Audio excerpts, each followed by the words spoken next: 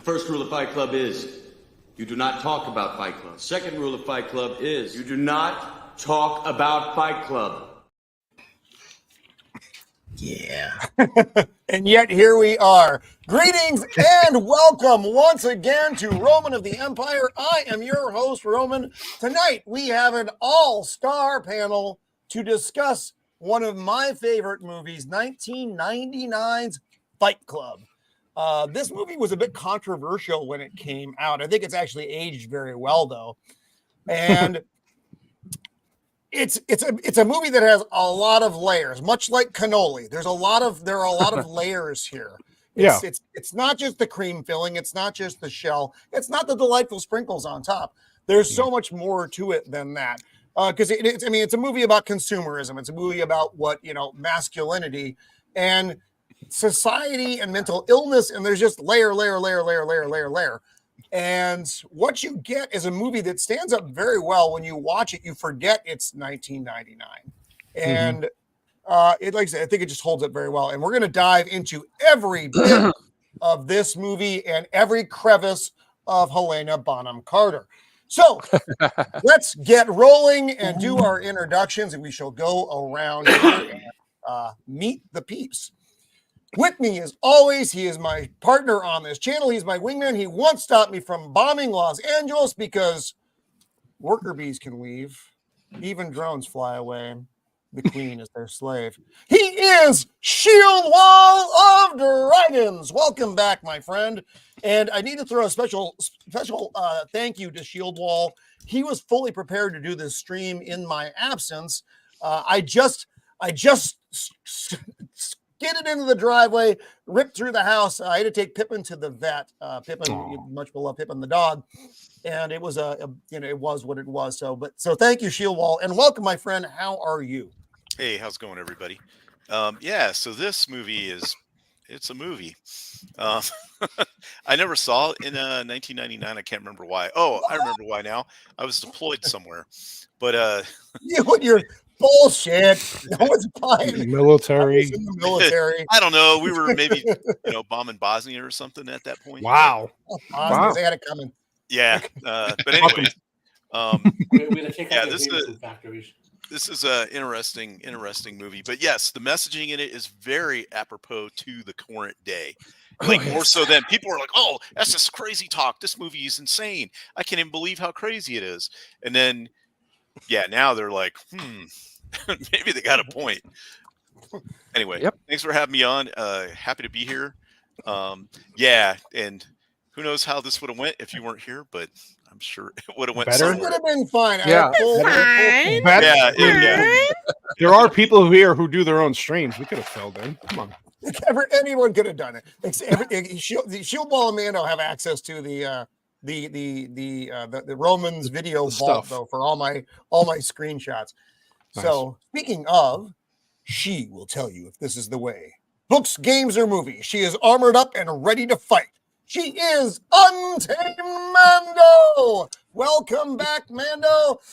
I texted Mando as well. I'm like, dude, I may fuck this away. Please be ready to help out. And she's like, oh yeah, absolutely. Gotcha.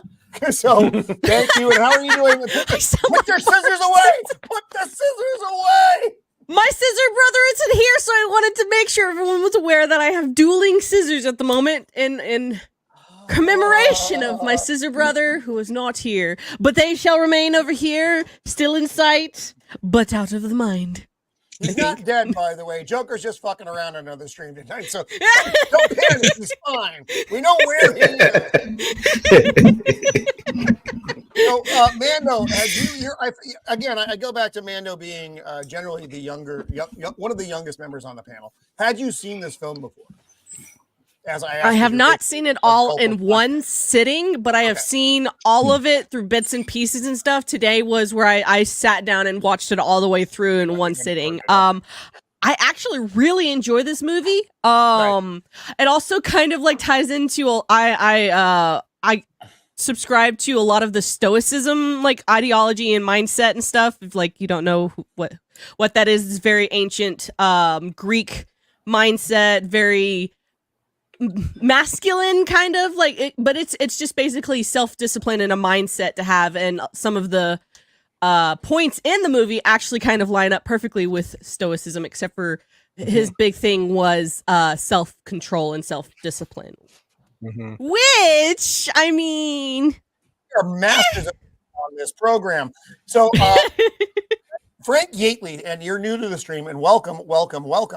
So, the scissors were brought about.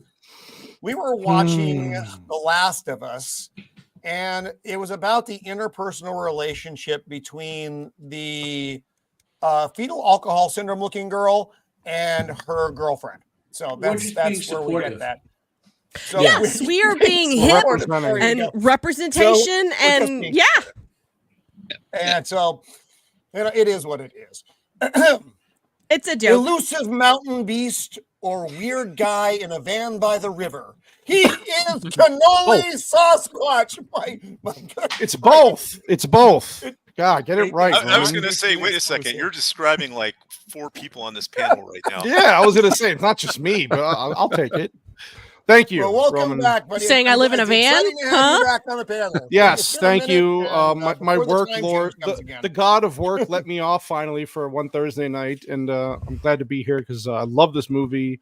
Rewatching it is kind of scary. The place where we're at in the world now, and watching this, Tyler Durden's whole philosophy is not necessarily a bad thing. He just takes it to an extreme level where he basically becomes a terrorist. I don't even understand. But that is all perspective. I don't free. The only thing I wish they would have changed is the rules. Like I know the first rule is whatever, don't talk about Fight Club, but the other rule was you have to fight the first time you actually come to visit. Instead of actual fist fighting, tickle fights would have been better. That would have been a different movie with a different rating. I'm just saying, it would have threw everybody off.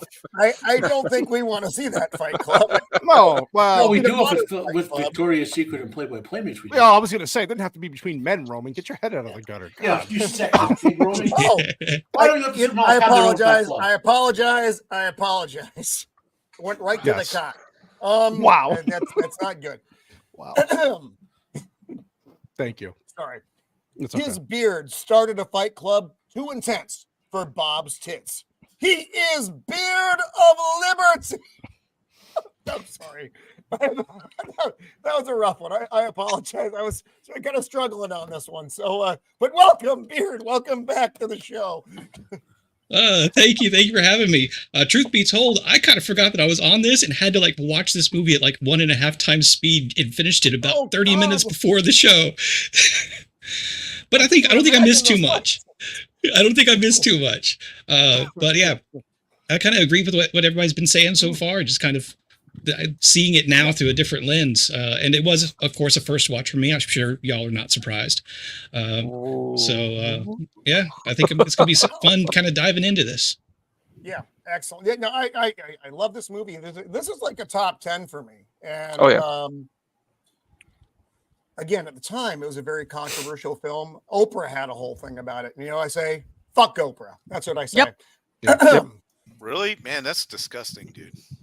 In a literal, not literal. That statement about the 2 dudes, so, You're true. He is the man that knows all the things about all the things. That shouldn't be the unbearable 73. Matt Loaf. Welcome to the show, buddy. Roman, and a special thanks to Matt as well today. I had to call Matt today as well because fucking YouTube changed the way that you look at it, and I thought I'd fuck something up, and Matt had to walk me off the ledge. So thank you, Matt. There is a plug-in, by the way, for those listening who don't want to see the new YouTube. You can get it and revert it. Anywho, I am too stupid to do that on my own. So it's a hot mess. I am not highly enamored of this movie. I watched it back in 98 or whatever when it came out, and I thought it was a well done movie. There's some writing problems I have here and there with it. I'm not understanding parts of it. This is where so I said, let me go read the book because my cousin watched the movies and read all this guy's book. So let me go read the book. Now, to put this in context, okay, I work in IT. I have to read atrociously boring, droll, complicated, manuals and pound my way through technical documentation. I've learned calculus. I have to do obscure math and insane crap. I've read Stephen R. Donaldson, the most obtuse fantasy writer of all time. I actually at one point read Immanuel Kant's stuff, which is the most obtuse thing ever done in any language on the earth. Okay, I got 1.5 chapters in the Fight Club and said, "This sucks. I can't read this guy's writing. It's atrociously." I've read like 4 of his books, dude. I love Chuck Palahniuk. I can't.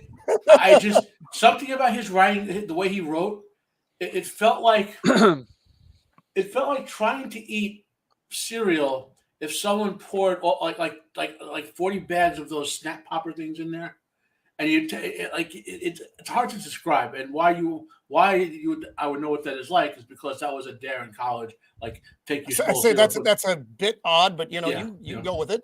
Yeah, but so I'm like, okay, fine. I'm not gonna like everything everyone ever wrote. So I'm not gonna comment on any book, movie, crap, or whatever. I'm thinking just about this movie, and I think as I've gotten older, like I've not no secret of this. I am in, I guess you would say, remission from mental illness. I've been in treatment on it over the years. And anytime movies address mental illness since I've been young, that's the first thing I always think about. Or anything, TV shows. I talk about Naruto all the time, for example. Anything that addresses it. So when I see a movie like this, where the character's dealing with mental illness, because that's what's going on. We're spoiling a 20-year-old movie, guys. Sorry to have to do it with spoilers. What? Yeah. Stop it! You're here. I look at it. I'm like, there's always the question: how much of it was in his head versus wasn't in his head. Then it was, would a person of that sort of mental illness really do those things, or could they like that? That was what troubles me with the plot of this film. Like, not so much the acting is all great. The concept of the story of the secret fight club and him having a split personality kind of works, right? I'm okay there. But his particular character, and I tend to like Ed Norton as an actor, by the way, just so you know. But his character journey in this movie, it didn't jive for me. Like all the stuff he and his alternate personality did, and then when they get to the point where there's a massive nationwide conspiracy that is, spoilers, taking down all those buildings, right? At that point, like, okay, it's got to be in his head by this time. Because there's no way you could generate that much of a conspiracy with like one crazy guy. It's just impossible. I don't know. There's a lot of crazy to go around, Matt. So not to accomplish what he did there. We'll get there. We'll get there. I'm just trying to put perspective. I'm not shit crapping on this movie on purpose. I have legitimate problems with it. I respect the artistic level of work. That's what we have these talks for. Yeah. It's not, if we all have the same opinion, and then it's just me on the screen. There is no mention of the Speed Force in the entire thing, so we're starting off on good ground. That's a win. That's a win. That's a win.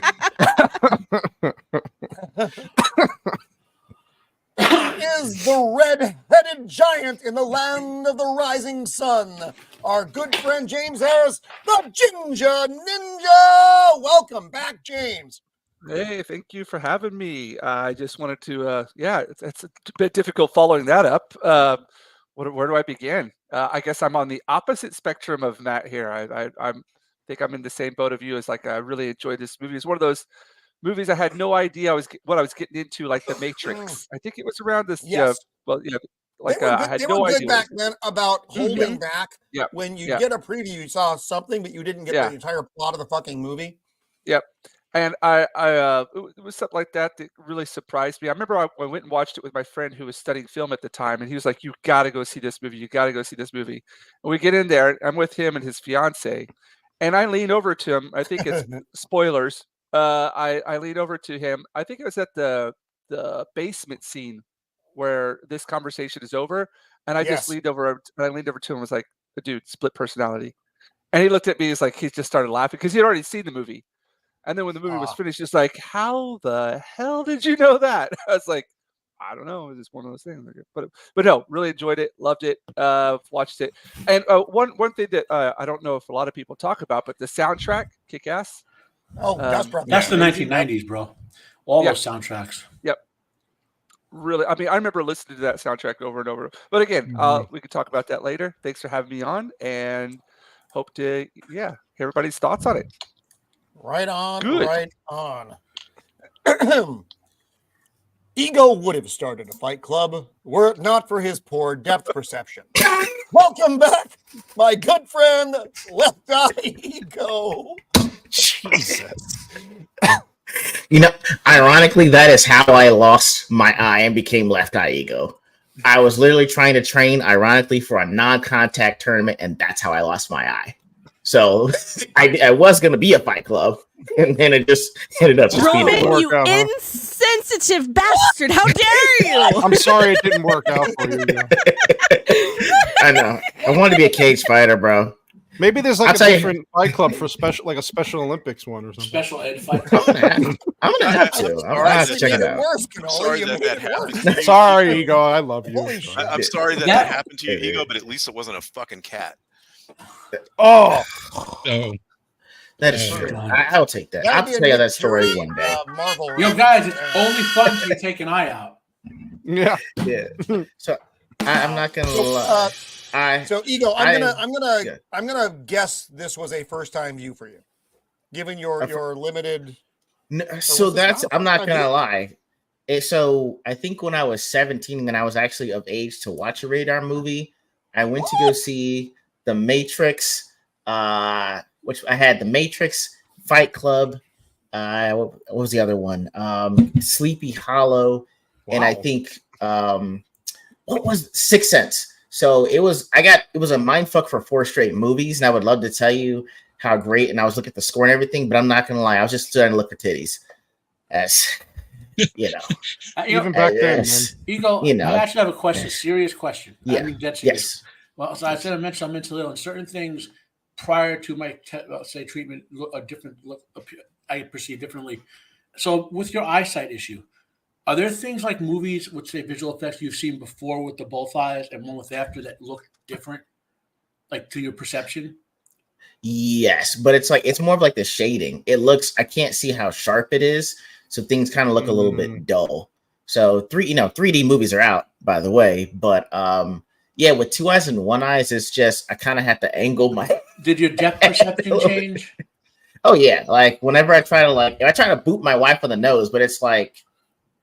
You got to really, It takes a while to find stuff. So did Roman just pull of Ed Norton at the end of the movie? I think Roman just yeeted himself. See you later, Roman. It's way off topic for this, Ego, but I'd be curious if you want to get together and talk about that, because you and I have both perspectives on perceiving the world differently after life-changing events. Hell yeah, dude, I'm in that. Yeah, it's only been maybe like. I don't know if anyone else has that sort of thing. Like I said, my mental illness was my catalyst. This is the eye. Yeah, you have this similar experience with a significant change to your neurological processing. I want to get on maybe a pre-recorded thing I post up there or whatever. Well, I'll DM me, and I'll put something together. Yeah, dude, I'm definitely. Oh. Look at him. Look at him. He's having a boomer moment. Look at him. He's raging.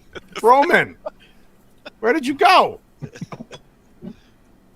I can't. Shieldwall has conquered.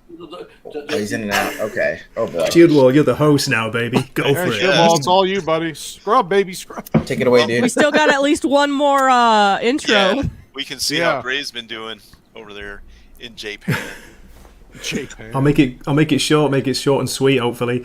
First time to watch it in a long time. I've only seen it once before. I saw it on DVD, didn't see it at the cinema. 1999, that was the year of The Matrix for me. I didn't know it was a box office flop. I just found that out. I had no idea. I absolutely love this movie. I think it's genius. And the acting, the soundtrack, the whole look of it, performances, the ideas, what it's talking about, everything it goes into.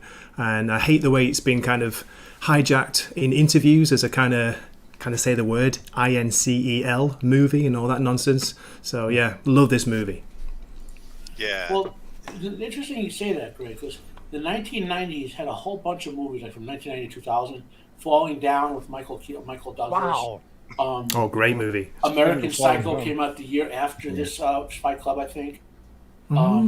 There's some others in there with this sort of people experiencing these mental health issues, breaking down, and society like wrecking them. And true. I'm sure if I think about it, I come up with 4 or 5 more films easy in that time period. just for the knockoff effect alone. Like Fight Club probably had a knockoff called Fist Club or whatever. It's like, wow, that's a different movie for a different platform. I don't want to see right. I do that live out there, and someone took the home run. Wow. Jesus. I didn't know that it was a financial flop. Everyone was talking about it. I didn't either. Work. I was like, I felt like the only person that didn't see it. Same I here. apologize for my brief exit there. I was having, I think Jacob may have sent some raccoons my way because it became very disturbing very fast.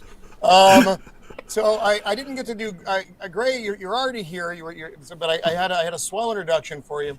Oh God, I lost it though. I believe Let's go. Put this into it was something along the lines of we make this he's joke a all mad, the time.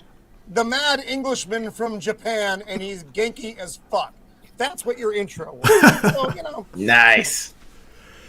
Great to be here. Great to be on this panel. It's a rare Friday off, as we mentioned before we went live. It's a holiday in Japan. It's the Emperor's birthday.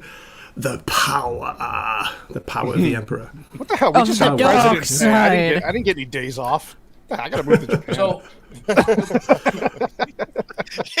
Cannoli just keeps moving to different countries. Yeah, I'm like, I just want days off. No days. I want every day of the week off. he shows up you guys have days off. Tells his boss, he's like, technically, I live in France now. Yeah, you got Wednesdays off? Cool, I'm moving there. Good. But it's just so happy to have you back, Gray. We haven't been on a stream together in a minute just because our schedules are always going this way. So I'm just, you hit me up today. I was just so excited to have you on, though, dude. So let's say hi to everybody out there. We're going to zip through this real quick because we do have an awful lot to talk about. Our good friend Tom from Tom's Tinkering and Adventures. Melvin Deeply from across the pond. Welcome, my friend. Good to see you. The Gooch is in the house. Welcome, Gooch. Boosh McFadden. Always good. I got a Boosh and a Gooch. It's a lot of work to keep track of, folks. I'm not going to lie. Ludadio. Help me. Matt? I would say Ludatio, but that's Ludatio. So you're new to the chat. Welcome. I have not seen you out there before. It's good to see you. Nosferatu the vampire, my undead freaking friend from I don't know. I'm a bit. We're gonna start a tickle fight club soon. So no tickle fights. Me and Bluff. This is Sassy Sasquatch, one of our good friends, and a better friend to some of us than others. On more than one occasion. I'm sorry. Absolutely afraid. Stephen, Nice. my ears just had a graygasm. Welcome, Stephen Ransom. And new friend of the show, Sammy Threepeat. He and I have been DMing back and forth. He's like a brother from another mother, as the kids like to say. He and I have an awful lot in common. Very good cat. Welcome. Ducka. But he has spiders in his garage too. Shut up. Just shut up, Shieldwall. Ducka.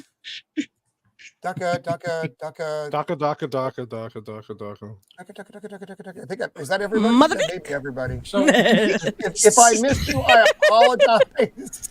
But we do need to jump into this stream so we can talk about this fantastic. Yeah. So to put this movie in a little perspective, this guy Fincher, obviously Alien Cubed was his first movie, Alien 3, right? But the two films he did right before this, we joke about one all the time in a good way.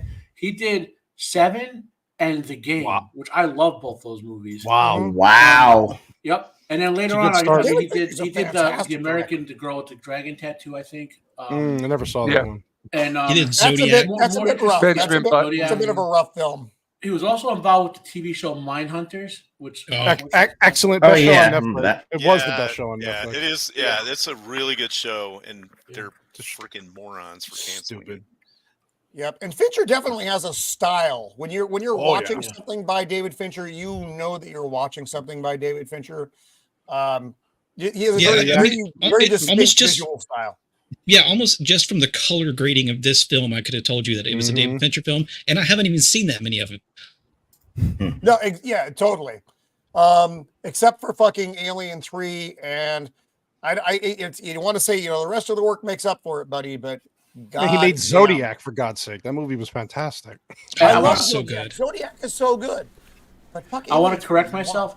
He did the original Girl with the Dragon Tattoo, the better one, in my opinion. The first Oh, one. the foreign language film. Yeah. Oh, that one's like Swedish or Norwegian or something. No, right? he did. Yeah, the first one was the Swedish one, right? Yeah. Did he do that? I thought he did that. No, one. he did the one. He used one of the same actors, but oh, maybe that's why I'm thinking of. I thought he did. Yeah, that. he did. What was her face? Yeah, I thought he did the American version with the American one is Ruby Peace and James Bond. Giants ownership. Yeah. The one that got an alien stuck in her in the Covenant movie. Yeah, same broad. Yeah. Whoa. So this is a cool camera shot, though. So the entire opening sequence with the Dust Brother music blasting over it, you're backing slowly out from like a cellular level out to the hair that's part of Ed Norton, the narrator, whose name you never really know. The Pixies to the gun in his fucking mouth. Did music for this as well. What was that? The Pixies did music for this as well. Yeah, you get the one song.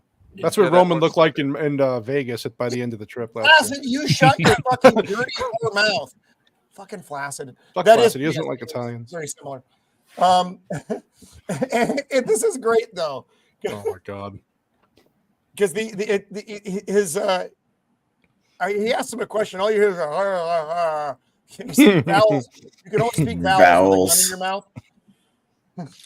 Hey Melvin, we already got that Star Wars horror show.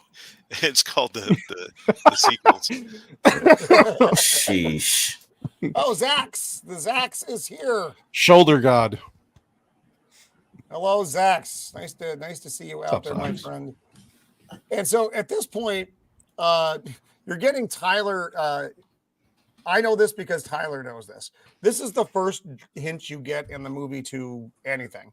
But I still love the dialogue for this movie. I love because he's talking about everything else, and he's like, "But all I can think about is how clean that gun is." And Tyler's giving him they've got a great view for what's going to happen, and you don't fully know until the camera drops you 20 floors down or whatever into the basement where the truck with the explosives is. Yeah, great camera work. And it's just. And again, I know that fantastic camera work. Just it is. They use some really interesting techniques here. I don't know if it was CGI. It probably was. At least some of it is for sure.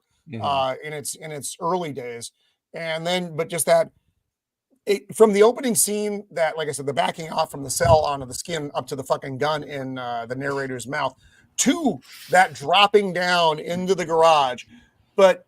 Just everything else, just looking at the lighting of the film right now, that fucking everything has that green fucking overtone. That's just that's a David Fincher fucking one of his hallmarks. Yep. A nice shot of Brad Pitt's ass here. That was unintentional, or was it? I mean, ladies won't mind very much watching this movie. Just saying. I want to say this might be the first time I saw Brad Pitt, and it was like really cut. Yeah, he got great shape. Yeah. Agreed. Hey, Brad Pitt is the dude I want to look like the most.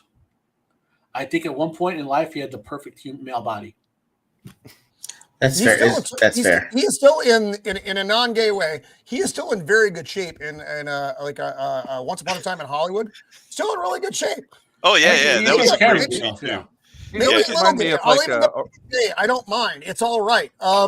But yeah, dude. So this is what 1999. I'm 29 when this movie came out. So Ed Norton at this point it says, "Hold on, we need to go back a minute." Because he wants to describe what's been going on. And here's where we meet Bob. Bob's it. I couldn't sleep. Poor Bob. This meeting. How good was Meatloaf in this? Together. Great performance. Oh my Excellent. god! Yeah. And funny enough, And you don't even. Meatloaf was always obese at this time, but he actually had, I don't know if he padded or put on weight, but he had to be bigger for this role than he was at now. Wow. Yeah. This is what Ego had to do after the Cowboys lost this year in the playoffs again. You know, it's not lying. It's not lying. I'll be since we're being transparent like these men. It's very true. I did a good cry. I'm okay now. I'm glad. Jesus, that was a low blow.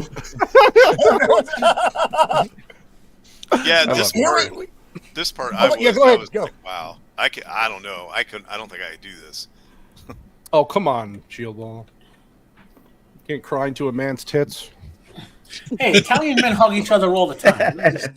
Yeah, I mean, we do, but not like that. I mean, that's what I'm saying. The hugging part's fine. Well, we do manly hugs. We were like fleeing each other around. 10 minutes of hugging with all the crying and stuff. No, thank you.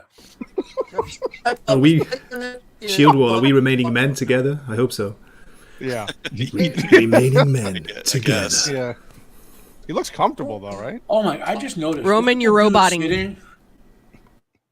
His neck, like, why? Such an odd angle. His neck is crazy. Yeah. It's like, God, he's a big dude, Meatloaf. Wow. Yeah, this is the time in Meatloaf's life when he was still athletic. He would still play softball all the time. He just ate a lot of food, as he put it. Mm-hmm. And there goes Roman again. Nice. God damn it, Roman. Oh, man. Roman needs to stop talking about Fight Club too much. Who's gonna Feds realize what he's talking about. They don't like it. His internet Great, just pulled take it a over. Tyler Durden. All right, hold on. Blew up. Just a quick sort of question while we're waiting for Roman. How many of you think this movie was more in his head than it wasn't? I think it was more in his head. A lot more in his head than Yeah. I mean, Well, there were some aspects of it that I was so confused about. Like, of course, later on, like the phone call, like what? What phone call? Yes, sir. I am still on. We're all on the stream except So for you. after his apartment blew up. Mm-hmm. Well, that's all in his head. Like, definitely. I think maybe about 25% when it's in his head. I think I don't think it's that hard to be that kind of a cult leader. But you would have. I agree with that. Yeah, I agree with that. That part I don't disagree with. I think what you Yeah. accomplish as a cult leader is where I kind of lose it. You know. Yeah, I don't know what else to call it because it's like I mean, I don't know if they ever gave him a name as leader, but it seems like it is a cult leader mentality, and because it's all men, and we kind of go with the what's it called, the tribal leader of a group. I was trying to get the slides up. No, so at this point, I'm going to ask Shieldwall if you could bring those slides up that we worked so hard to put on the stream. Yeah. My internet has become extremely unreliable, guys. So I'm going to apologize. I actually got all the money back from my cable company this month because it's something's going on and it's been dropping out. I've never had it happen. It's China. It's a conspiracy. But now that it is, it's awesome. So if it shits the bed again, oh God, am I still here? You're still here. Yes. Mostly. It's dying right now. I'm watching it die. I'm going to hand it up to the wall because I can't make this work. Oh my God. You're still here. That's a good place to stop. I'm still here. Okay. Well, if I'm still here, we'll go with that. Yeah. It's not like I haven't died. Just pretend just pretend that we're Bob's tits and we're here to comfort you. I'll just run the slides then. Yeah, you're right. And I'm then still thinking about Bob's tits. if I go away, then I apologize. It's entirely possible at this point. I fucked my life. So take us back to Bob's tits, would you, Shieldwall? Okay. That's not something you say every day. Oh, there you go. So there we go. This is Thank you. the great thing because he can't sleep, and that's where he's getting. That's where this whole thing comes from, is his insomnia. Yeah. But this is where you meet Bob, and it's just Bob starts talking, and you don't expect Bob's voice to be Bob's voice, and I love that so much. Right. It's like, I was a juicer. I know. Fuck off, Placid. Fuck off. I was a juicer. My adult kids won't talk to me anymore. It's just really, it's sad but hilarious at the same time, much like my own existence. I write to Fight Club. I miss the introductions. Kopi, you can probably hop into the mix. I'm going to fucking get yeeted out by my own computer. But Bob is kind of an important character. I mean, you do see things a bit through Bob's eyes later on. So this is where he's at the men. And again, you just kind of pop into this. I couldn't sleep is where we come in, and he's going to these meetings. It's just so good though, because this is what society wants you to be, is men remaining men together. That's the message here. And that's one of the social aspects that I wanted to talk about, that I think is so important about this movie.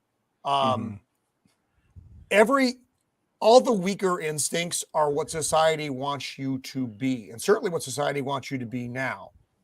What Fight Club represents, this is just me talking, are up to a point, and I do have to say up to a point, are the proper male instincts.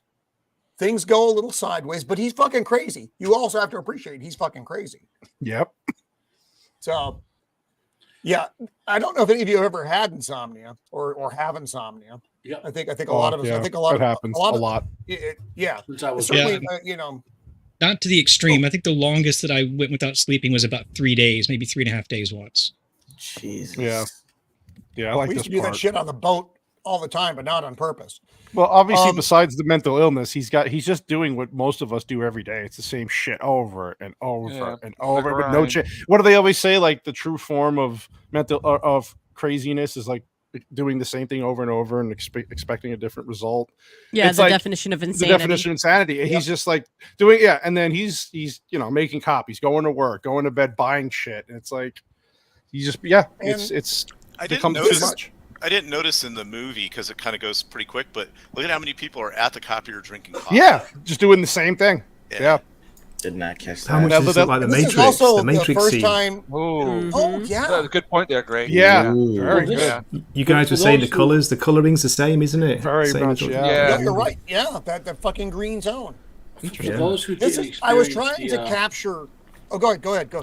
For those who didn't experience the working world before the computer productivity, like guys of the 90s, that's what your life was like when you were a worker. You had to go make copies of everything so you can give the original back to so-and-so and you have your copy of something. And then when you made your work, I got my report done, I'll make 15 copies and then mail them out. Then you had to actually fax them out. And, it was such the amount of paper you had to produce. Like if you worked 8 hours in a day, you would spend 3 hours producing paper. Yeah, it was much. And this is the first time you see the little quick shot of Tyler come in and out real fast if you're paying attention. Yes. So, I don't know how many there are in the film. I was trying to capture it here. More than I remember, actually. Yeah, it was too fast. There's like at least 6 of them or something like that. I think so. But this is where you get the first little hint. Yeah, it just goes that he's starting to lose his mind. Yeah. It's just, again, a gnat couldn't catch Tyler Durden at work, and or hummingbird. It's very similar to what David Fincher does to the audience in the introduction of Tyler Durden. This is one of those scenes I was talking about where it backs out of all the trash in the can, talking about corporate sponsorship. It just occurred to me that this movie is basically if Office Space took a dark turn. Exactly. You're not wrong. Because I was looking at that scene of everybody at the copier, and all I was hearing was just a moment. Yeah, PC load letter. What the fuck does that mean? PC load letter mean? I remember being in office and see how we had all those binders back there full of crap. Yeah. We would have like one little floppy disk. We would have like 6 binders of instructions. Oh yeah. And then 3 rows of the reports you produce from it. And it's also if you were swapped out as a consultant, the next guy could read all those binders and whatever. Yeah. If you ever want to have an office full of useless binders, join the military. You have to have a book for a binder for every program, and almost none of them are ever touched. That's the truth for hospitals too. You have to have binders, material, there's safety sheets for everything, power, all this sort of stuff. They're all over the place, and you get inspected by the government. They're coming in, where's the binder for this particular thing? Yep. But do you actually use those binders for anything? Because not me, because I memorized that stuff. He knows all the things about all the things. No, I mean, I hate. I'm not trying to sound like when you go to school for say engineering or whatever. You learn things like and then that you have to put in all these stupid manuals for regular people who never learn what material science or whatever. You know what I mean? So that they spell it like the material data safety sheets. If you ever look at them in a hospital, every other word says like, "Do not drink borium sulfate; it could kill you." Do not drink calcium borate; it could kill you. You know, do not pour calcium borate on a patient at all. You know, like that's what they say. You know? Like people you know are that dumb. if you take chemistry or whatever, you just need, you know, oh, that's calcium borate and all that. You know, whatever. You know, like, what is Ninja drawing? Oh, nice. Oh my! Oh, who's the guy in the picture right there to the left? He's in a bunch of stuff. He was in he's in Mindhunter. Right? Yeah, yeah. Okay. He's in Iron Claw too. Play the dad in the Iron Claw. Okay, yeah, that's what I remember. What's going on? Oh my God, Roman! I got egomaniac time code too. 4055. Sorry about that, everyone. You got far too Also, close. I didn't realize that IKEA was such a big thing back in '99. I thought it didn't like blow up till the 2000s. Oh God, yeah, no, yeah. Like, because that's why I was like, holy shit, this is just like nowadays. People going insane over IKEA. Yep. Except he was doing it over the phone instead of on the computer. Right. But it's the same fucking idea. Also, I love this scene. This scene is that as, right there? As like a little patio? As you a patio, I think. That's weird, though. It's like closed off with blinds, though? Yeah. Or, yeah, it's weird. Sorry, Roman. It just weirded me out. We're worried about the patio, goddamn. We want look to how know. much space. What is he going to put? This is the problem, guys. This is the problem. This is why these shows go the 5 out. You I'm just own kidding. and own you. It's That is true consumerism. Which is another, What's this? The fucked bar? Can you list all the items? Shieldwall, let's go for it. Let's do a 10-hour stream. Yeah, let's go. We can talk about this. These are 1999 prices, right? Everybody get fat loose. What about now with inflation? That's $1,000 table. Yeah, exactly. Easily. And it's half the size. Exactly. Assembled just like IKEA beds and stuff. Oh my God. Look at the old style fridge though. Got nice the glass. Yeah, he does. He's got glassware with the little bubbles inside, so it looks so. Well, because he all this cool stuff in a busted fridge. He thinks it's what completes him, right? This is what people think that they need. This is what completes themselves. him. I have a brief funny story. So, you see the way that the narrator's walking around right now with no pants on? Mm-hmm. So last Friday, I went to go see a band play. I got shit house drunk. I came home. I don't remember my bandmates being here. No, it wasn't that bad. It wasn't that bad, but it was close. So I ended up spilling beer fucking everywhere. And I'm like, oh my fucking God. Just say you pissed yourself, Roman. It's okay. We won't judge you. I'm not completely uncivilized. I'm mildly uncivilized. But the problem was I couldn't coordinate the laundry very well. So I was going back and forth between the laundry room and the fucking kitchen, and I'm not wearing pants. And like, my wife and my son are like, what the fuck? And I'm like, just go back to bed. Everything's fine. I've got this. And my wife's like, you went in and out of the house about 10 times last night and you didn't have pants on. And I'm like, no, I know. But so anyway, this doesn't relate to the scene at all, but I thought it was a funny fucking story. Hell yeah.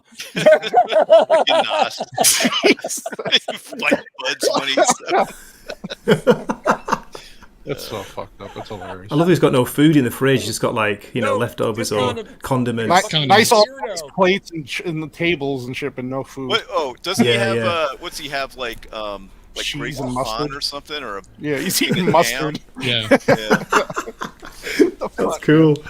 Doctor friend, he's like, no one ever died from insomnia. Just chew on some valerian root. Yeah, get some exercise. You gotta help me. I'm in pain. You want pain?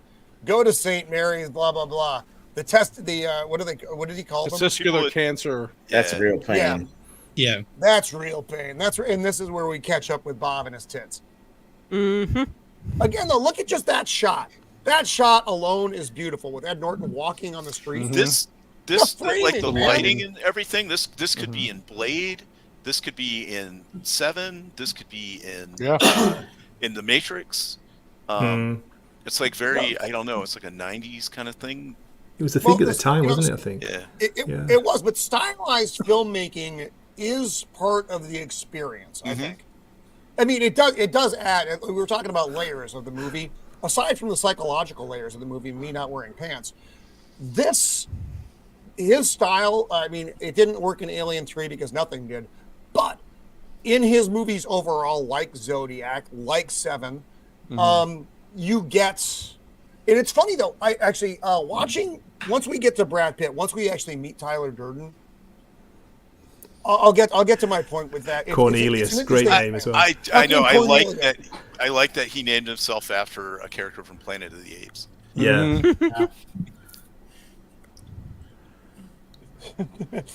This poor guy talking about his wife. They wanted to have kids. Then he got his balls chopped off. They couldn't have kids. But she's with another man now, and they're expecting their first daughter. It's probably for the best. and this scene mirrors the scene in Fight Club, though. Talking about thank you for sharing. And if you juxtapose the scenes, this is the opposite of the scene where Tyler Durden is going over the rules for Fight Club. It's exactly the same, but opposite. Right. Yeah, this one is share your emotions and everybody sit around and have a pity party.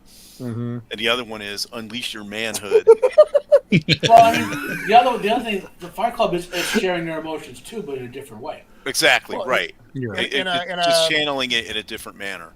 In a masculine way. Right. Yeah. Except for Bob's tits. Yeah, there's no Bob's tits. But that's the best part of the movie, Bob's tits. I mean, come on. Stop thinking about it. They actually have the highlight. which is a little bit Director, okay, Meat, hug him harder, Meat. Harder. Hug him harder, Meat. You get the Rorschach. Was that sweat in the face of Tyler Durden? Yeah, no, that was his. That was from his tears and stuff. Yeah, it's like a Rorschach thing, isn't it? Okay. Yeah. Like I was like, babies don't sleep this good. Yeah.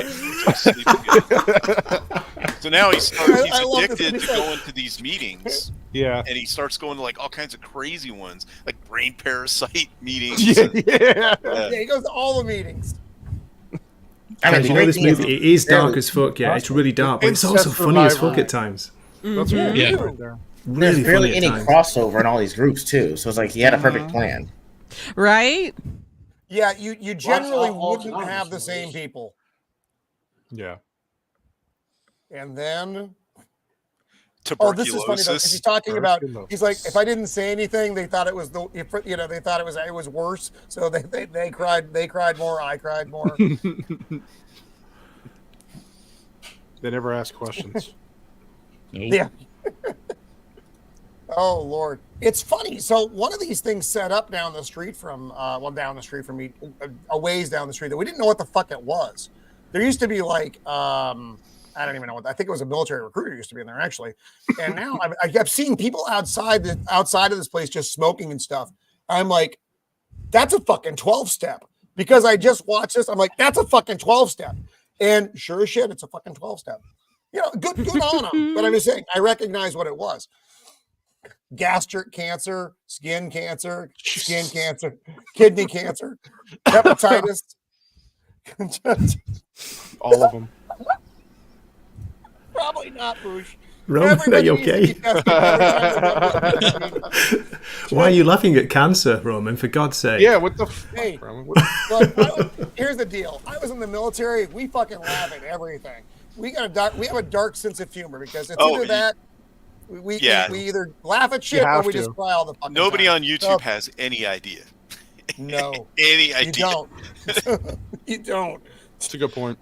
Because if you unleash the full power of the, the fully operational station that is Roman's military humor, his channel will be taken down in like a second. In a minute. You guys just ghost this.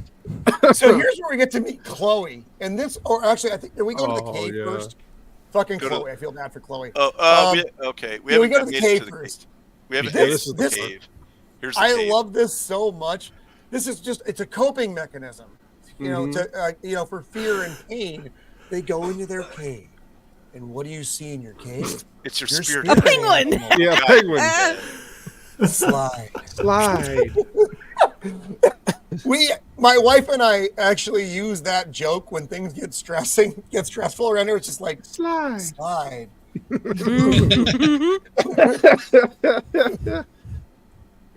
Wait, what? Nos? No, Nos.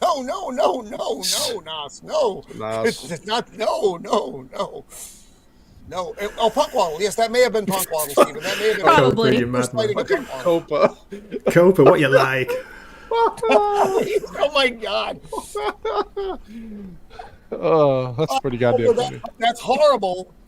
It's. I can see the humor in it. Again. Yeah, so he keeps going to all these different events. Ruins every. Yeah. And this was before she did Harry Potter, right? Yes. Oh yeah. Okay.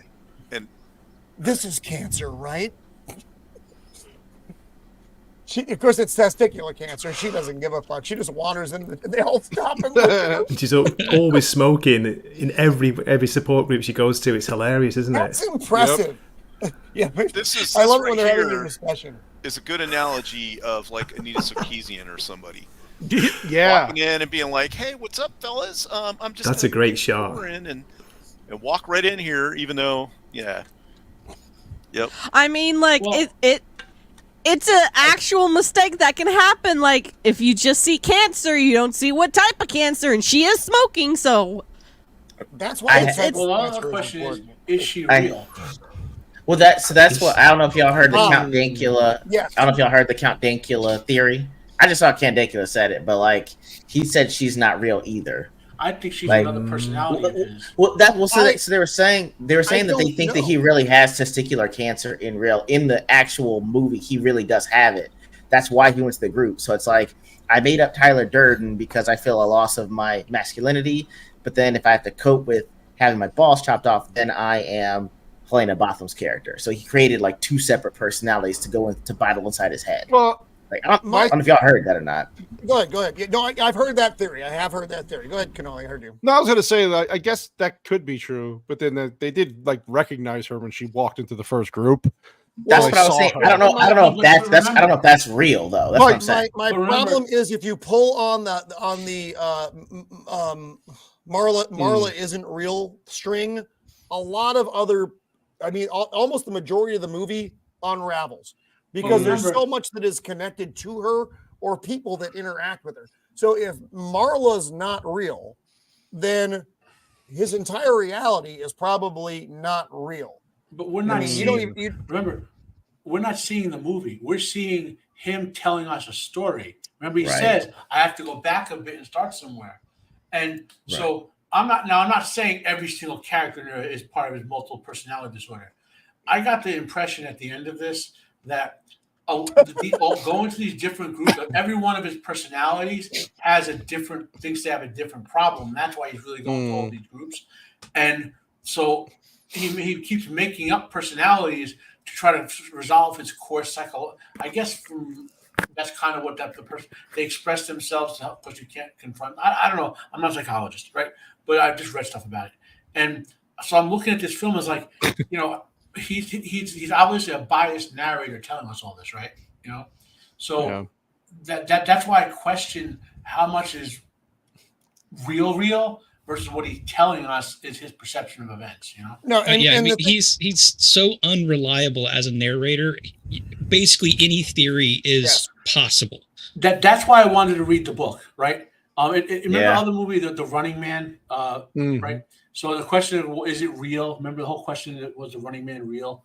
And when when you read the original short story and all that, it's real, But so when I wanted to read the book to say, well, can I get more information that the author provides to help me understand the context of what's going on? And I couldn't read the book, and so now I'm just left wondering.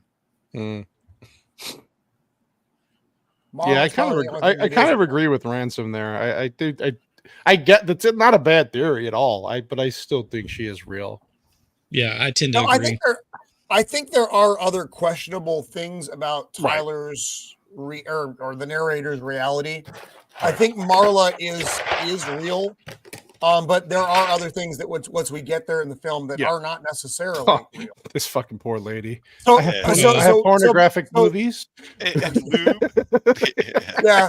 So at this point, he's told off. He's waiting to tell off Marla because he calls her a tourist. because now she's going to the meetings, and because he recognizes her as a faker, he can't sleep again. So he's all fucked up again. So he's been waiting for this meeting to fucking tell her off. And this is where we meet Chloe, though. Chloe is what Meryl Streep's skeleton would look like if you gave it a big smile and it walked around. That's an actual line on the movie, which is pretty good. Fucking great, man. Yeah, that sounds like something Nos would say. It does. I mean, like, I understand her plight, though. She's like, I'm about to die. I need some dick. Dick me down. It is funny. Dying. She's like, I have good That's gonna news. get clipped. I'm not afraid to die anymore. Oh, must be. But I am very lonely. She wants some pleasure, That's goddammit, before she goes. Yeah, and this lady's the like, lady rushes off the okay, mic, that's though. great. We gotta go. No, get off, gotta go. Too much sharing. Poor Chloe. She looking at all the dudes in there like, Somebody I need pipe some it down. I'm suing David Fincher for ripping me. So now he goes into his mind cave through the meditation, but this time he sees her in there because she's Slide. Yep. Oh, that's fucking hilarious. God, her hair is terrible. She looks. You know what? such a She crack does. whore. Everybody in this movie looks. Ew. If were a thing, Rough. it's everybody in this movie. I love this. You got this fucking guy coming up from behind her right now. Like he's gonna be the partner up, and then the narrator just kind of steps in and he walks away. He gets cock blocked. Yep. He Yes. does. Exactly. By an imaginary cock. This is where he tells her off, and the best part about it was she's like, "I saw you practicing this." What? I saw you practicing telling me off. Is it going as well as you'd hoped? And this is funny though. His name is Rupert. Yeah. So, this scene mirrors his meeting with Tyler on the plane for the first time. There's a lot of juxtaposition there as well. For That's those, why for she those isn't real. weirdos who watch for those things. She's in a figment of his imagination too. She could be. That's She's the thing. feminine She could- we version of don't- Tyler. Oh God. That's Yeah, what I she's. was Well, thinking. this, you know what? You know what? That's actually not it. You know, now that you bring that up, God damn it, Gray. She is the opposite of Tyler. She is everything Tyler is not. She's needy. She's fucked up. She doesn't have any direction. And then there's Tyler. I don't know though, but again, if you pull the Marlowe string, everything else comes undone. I don't know if I can cope with that. yeah, But I- I'm gonna have problems. What I like about this is being the 90s. There's not a bunch of homeless people. There's no needles laying everywhere. They're not getting robbed every 5 feet. Marlowe's not a dude. Yeah. Well, this part was kind of funny. Oh, this is great. Yeah, Yeah. this So is right good. now they're trading off what cancers to have, because they still That's want to go to all hilarious. the meetings. So they're dividing them up. Yeah, they want to divide the meetings up throughout the week. They're like, all right, you take these and I'll take these. And he's following her around. It's like, what do you do? I swear she looks like she never showers ever. Ever. Yeah. She Yeah. probably doesn't. What are you doing? I'm selling clothes. Like this right here would have been the sign to like, nah, man, make your deal and then never talk to her again. Right. That's a good point. Or But somehow, he can't let it go. And she just walks right out. And she doesn't even look. She doesn't stop. Nothing. She just walks off the fucking curb. Which is, I mean, yeah. Who says that the narrator as that personality is making the decision here? Because we've already seen flashes of Tyler, Brad Pitt's character. So maybe he's starting to slide. The other thing is that she like whenever she does this, she just walks into traffic because I guess she doesn't care about dying or she wants to die. Or No, I She think wants to die. yeah, No, It's Marlowe's explained that theory was that she could die at any time, and the tragedy was that she didn't. yes. Which is, it's a weird fucking mindset, but whatever. So now then- they're exchanging numbers in Yeah. case they want to switch nights. I'll be right back, guys. You go chat. All right. So now we get to see a little bit more about his job. What he does is he flies around, and he works for a company, and a car company, and he goes and he looks at accidents to determine if there needs to be a recall or not. and he flies a bunch. Yeah. Which would contribute to the insomnia because you're never on a standard sleeping schedule. Exactly, right. Yeah, he talks about that. This is also when he starts talking about how everything on his life is for single serve, like because of the food on the airplane and stuff. And this is the first time that we see Tyler. Yep, looking like he's going to pull off a Ocean's 11 heist or something. His style in this film is fantastic. It was really big back then, because right around that time there was like a video for Fatboy Slim or something like that had some kind of style like that as well. Yep. That looks yummy. Here's the thing, I actually like airline food for the most part. I don't know. Really? Why. Oh, because it's better than MREs, that's for sure. Oh, okay. I was going to say. That's the comparison. That I understand. Yeah. It looks like he's constipated in this picture. Yeah, his life is constipated. It does. So this is also like a foreshadowing because most of his underlings later in the film are people like this. Does it look like Tyler on the right there? It looks like Tyler on the right there. Oh, it does. Almost does. It does. Oh my God. I wonder if it is the same cast, the same people. Yeah. So this is one of the cars. Oh, this car scene is fucking hilarious. Oh, yeah. God, so speaking of dark humor. Yeah. Considerable. Yeah, the teenager's retainer is wrapped around the ashtray in the back seat. Might be a good no smoking ad. There it is. The father must have been enormous. Look how the fat's burned in the seat around the polyester. Copa just said that is Tyler on the right. I thought so. Oh, it was okay. In that picture, yeah. I mean, it's Well, yeah, but still, he's starting to. Hold on a second, because I kind of missed part of that line. Maybe this is where he gets the idea for burning fat from the fat in the seat. Well, that's could be. It's one thing that the movie never explains is how he learns all of how to make all this. How to make soap and later everything. on, yeah. I mean, and later on in the film, he talks about how he's been going to sleep earlier and like waking up later. So maybe he's actually started his crazy Tyler descent already and is learning things instead of actually sleeping. Yeah, because he said he has narcolepsy where he wakes up in places he doesn't remember how he got there. And, Right. Yeah. Now he's like having a daydream or whatever about. He's fantasizing about crashing and killing everybody. That's good. Did it already talk about the boarding or the? No, okay, right this there. this is where it's at. This is where he meets Tyler. So now he's sitting next to him. Tyler's talking about, Yeah.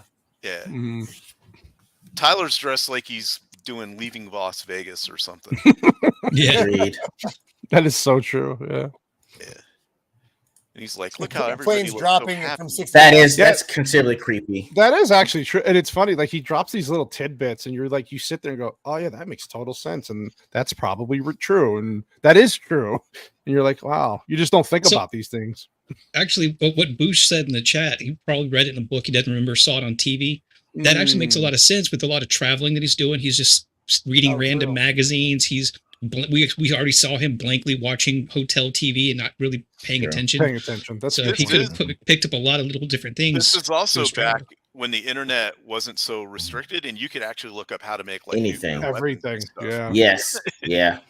Open. You can kind of sort of still do that if you kind of know. Yeah. I guess. I got a book for Christmas that teaches me how to make some things. Yeah. Wow. This I find surprising in no way. This would be, he's talking about the boarding pass. Why do they give you oxygen? Because oxygen gets you high. Look at their faces. Docile as Hindu cows. Yeah, they're euphoric before they die. You're by far the most interesting single-serving friend I've ever met. And then he tries to explain to him. He's like, "Oh, I get it. Oh yeah, clever. It's very clever. Yeah, how's that working out for you?" So, I think I think it was in that airplane scene because I can't remember if he gets up. There's something at one point where they're like standing in an aisle, and that's I think the only time you see a person interact with both Ed Norton and Brad Pitt's character physically. Because usually when one of them's, usually it's just they're like hitting each other, interacting with each other, but if like somebody's like fighting he Tyler just goes Durden, around this broad though. She doesn't like move to get out of his way. He just kind of it must be later on, because there's a point where a guy like shoulder checks the narrator and puts his hand on the chest. That's on the bus. That's the bus. Okay, never mind. So they lost his luggage somehow. Or they copied because it's vibrating. 9 out of 10 times it's an electric razor. Yeah. But Bombs don't tick anymore. Dildo. You have to use the company term phraseology, a dildo, not necessarily your dildo. She's like, I don't own a dildo. And he's like, then here we see Tyler stealing a car outside. So he takes a taxi home, and he's like, "Whoa, what happened here?" And his apartment blew up. Yep. How did that happen? Surprise! Yeah. This part I found a little. I was going to say I found a little incredulous where he finds his number, or yeah. Well, this is but what I think like meant the to be. evidence that Tyler is not real. You know. No, the Marla's not real. You saw all the IKEA everywhere. Yep. No, the number he Just finds condiments. is Marla's number though. He doesn't find Tyler's number. He finds Yeah. Marla's. All right. Yeah, there we go. Good call, Tyler. Yeah. then they go through. This is what must have happened. Yes, this is The pilot light went another out. cool use of tech. Yeah. Pretty cool. Yeah. Visual storytelling. The Yep. pilot light went out over the time that he was gone. He was gone like a week. The whole apartment filled up, and then when the compressor turned on, it created a spark back here, and it blew the whole place up. This was pretty cool. This whole scene here where it showed the slides don't show up, but they show a progressive slow motion explosion. Yeah, it's pretty cool. Actually looks really good, especially for the time. Yeah. Yeah, because and they play it in slow motion, and then he calls Tyler. I love this scene so fucking much. Well, he calls the crunching. He calls. Yeah, he's munching on Marla some chips, Apple or isn't he, something. He calls He doesn't Marla answer. first and then hangs up. Oh on yeah. her. And she's I like, can hear you breathing. Oh, for anybody watching that's younger, this is a payphone, kids. Yeah, those are payphones. Put money They in were quarters in them. Awesome. Awesome. They're also disgusting, and you don't want to touch them if you haven't. If you have Correct. any other fucking option. That's fair. It's disgusting. Yeah. So as somebody who hadn't seen this like back in the day, I knew all the things. I had this spoiled for me a long time ago, but it was still really fun to watch it because like that telephone thing, it's a very simple thing. He calls a number where nobody answers because he's not there. And then the call that comes back doesn't actually come back. He's talking to nobody on the phone. And so even knowing all of the spoiler parts, this was still really fun to watch. It still works though. It doesn't fuck it up for you as a viewer, which is weird. That's true. So I didn't catch this in the thing, but this is actually a strip club. It says topless on that one sign, and then it's got the pink signs with the ladies on it. Makes sense. That's interesting. You never see any of the ladies. Exactly. That's why I would have caught that. Just saying.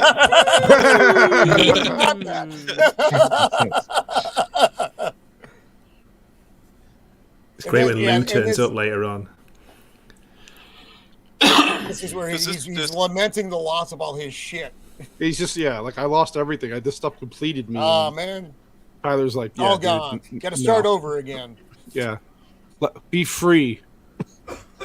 Yeah, the shit you own ends up owning you, and that's where that comes from. And it's actually that was a good statement. Again, this is the point where Tyler's viewpoint does still generally work.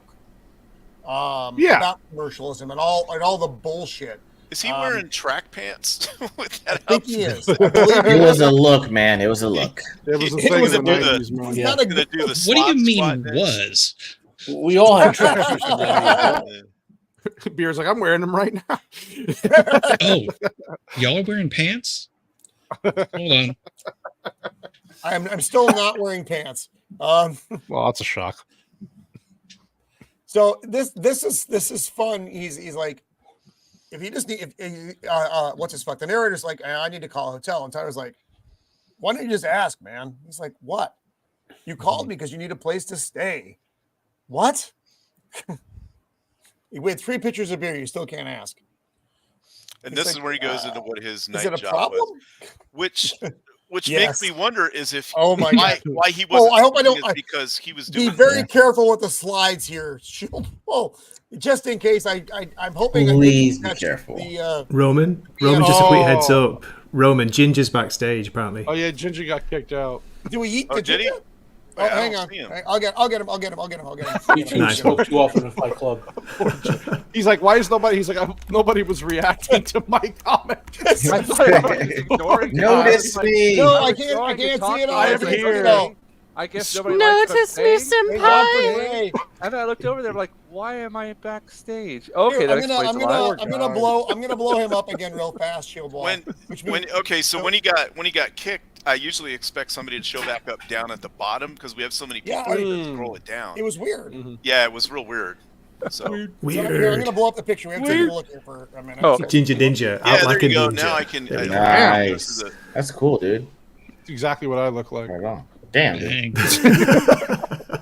I identify as that. That's how I Be identify. careful here. This is gonna blow me up. Because I flipped through this. I flipped through them. Thank God. I flipped through them, and it's not there. It's not no there. BFC. Okay, thank God. Right. So what he's doing here is he works as a projectionist, and it talks about the little blip blip blip thing that comes up in the top to tell him when to change to switch the films over. Bird, we call it. Right. But what he does is he slices like one frame of porn in there so that when people are watching, when the cartoon cat talks to the dog with the celebrity name. Yeah, see, so goddamn good. And the kid's like, no. They saw it. Yes, she's crying. It's so fucking funny. And then now he also works part-time as a banquet waiter, and he's just like throwing the rolls on there, and then he pees in the soup. Yeah. Don't ask for cream of mushroom soup. Yeah, cream of mushrooms. Yeah.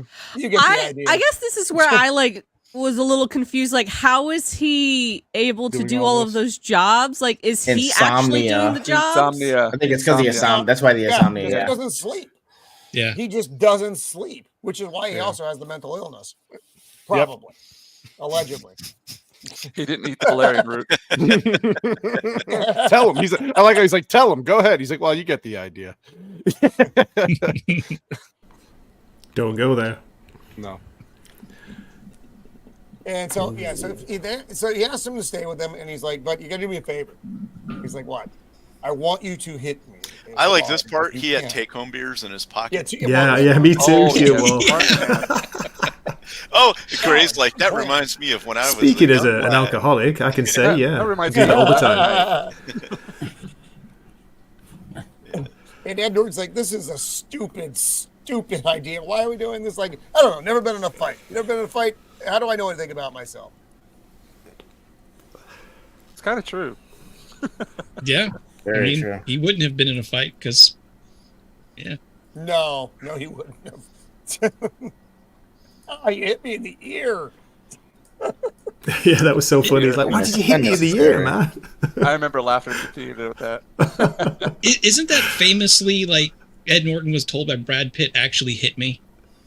Oh, really? Like, I think so. I think that he basically told him, don't pull the punch. Just go ahead and go for it. All out. Oh, shit.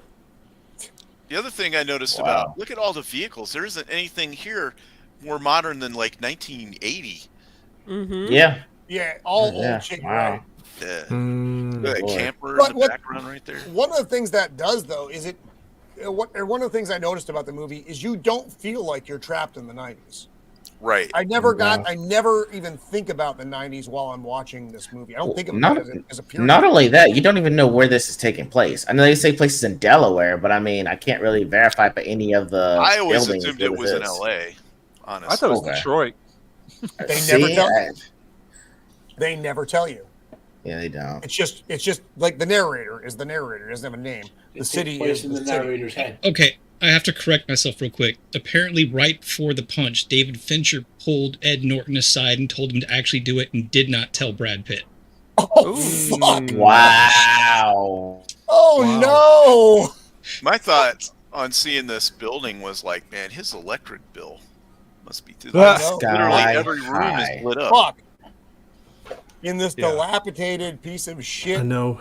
How is he still connected? Like, there's no way, is there? That would make it funny because somewhere. If Norton really did hit as hard as he could and Brad Pitt barely notices it, remember the scene? You should have kept that secret, yeah.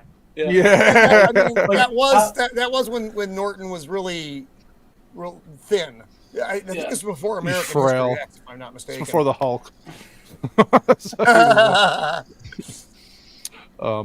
Yeah, but the house is reflective of him, right? It's just a fucking shithole. It's a dump. It's a mess. Yes. Like it's, you know. Yeah, when you turn a light on in one room, a light goes off in another. Yeah. That's reflective of the personalities. When you see that mattress, guys, what did you think? You got to sleep on that. You're like, I thought Jesus. Not at all. I don't know now. A little moldy.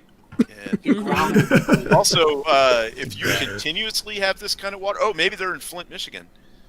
Damn,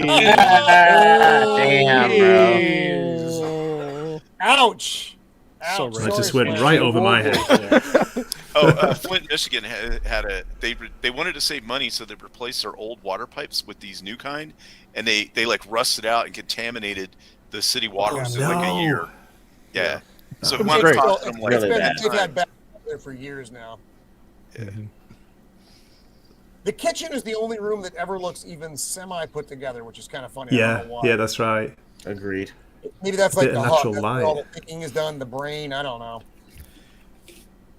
So these guys. That was 1989. Thank you, Dempsey, and welcome, Dempsey. Yeah. So so this was way before. Okay. So wait, American History X was 89. That seems way too old. No, yeah, that had to be like 97. Hang on. 96, 97. 98. It was 98. American History X was 98. Because Edward Furlong was like in his teens, or he's almost an adult at that point. So it's did Dempsey transpose the years? 1998. Yeah, he did. Yeah. Nice job, okay, man. Okay. Nice job, man. I was going to say. God damn it, Dempsey. Dempsey. I'm old, but I ain't that old. Fight Club. Wait. And this is where other people decide they want to join in. We were discovering something about ourselves, that we were not alone. Which it doesn't make any sense. If he's just out here beating himself up, why would you want to join? No, it's like some weirdo punching himself in a parking lot. But remember, he's telling the story. Like in other words, like no, that's true. Yeah, so so the reactions are not necessarily the reactions. Right. Well, and also, I kind of wondered if, like, you know, the first time they walked up to him and asked, like, dude, what the hell are you doing?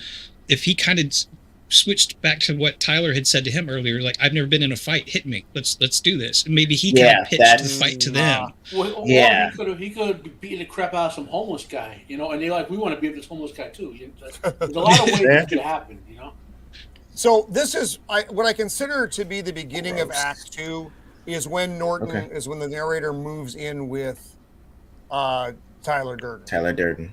Act 1 is the whole build up to that, and then Act 2 is moving into the house on Paper Street and everything up to a certain point. We're in Act 2 now. And the fighting in the parking lot till the lights go out. I like to think that this is how UFC started in my head. Yeah. That's not a bad theory. And then the guy in suit, can I be next? Sure. Lose the tie. Hustler. It's a net hustler shirt. That's awesome.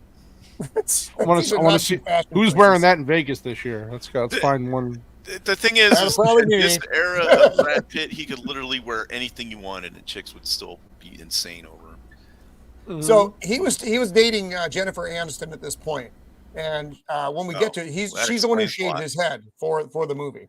The fact that I know that means I had to knock something else out for that, and I feel bad about that. It's true. Wait, what the fuck between Nos and Flaccid at this point? There's some strange things going on there. Shocking. The chat is bizarre tonight. I mean, bizarre, but not bad, just bizarre. This is one of the best parts of the movie. What's this even mean, Greg? Get back to India. Did you not know he's from India, Flaccid? He's been like trying to push Indian cinema for years. Oh, okay. I did not know that. I was unaware. I could be being sarcastic, maybe. No, you know what? No one knows though, Gray. That's the beauty of it.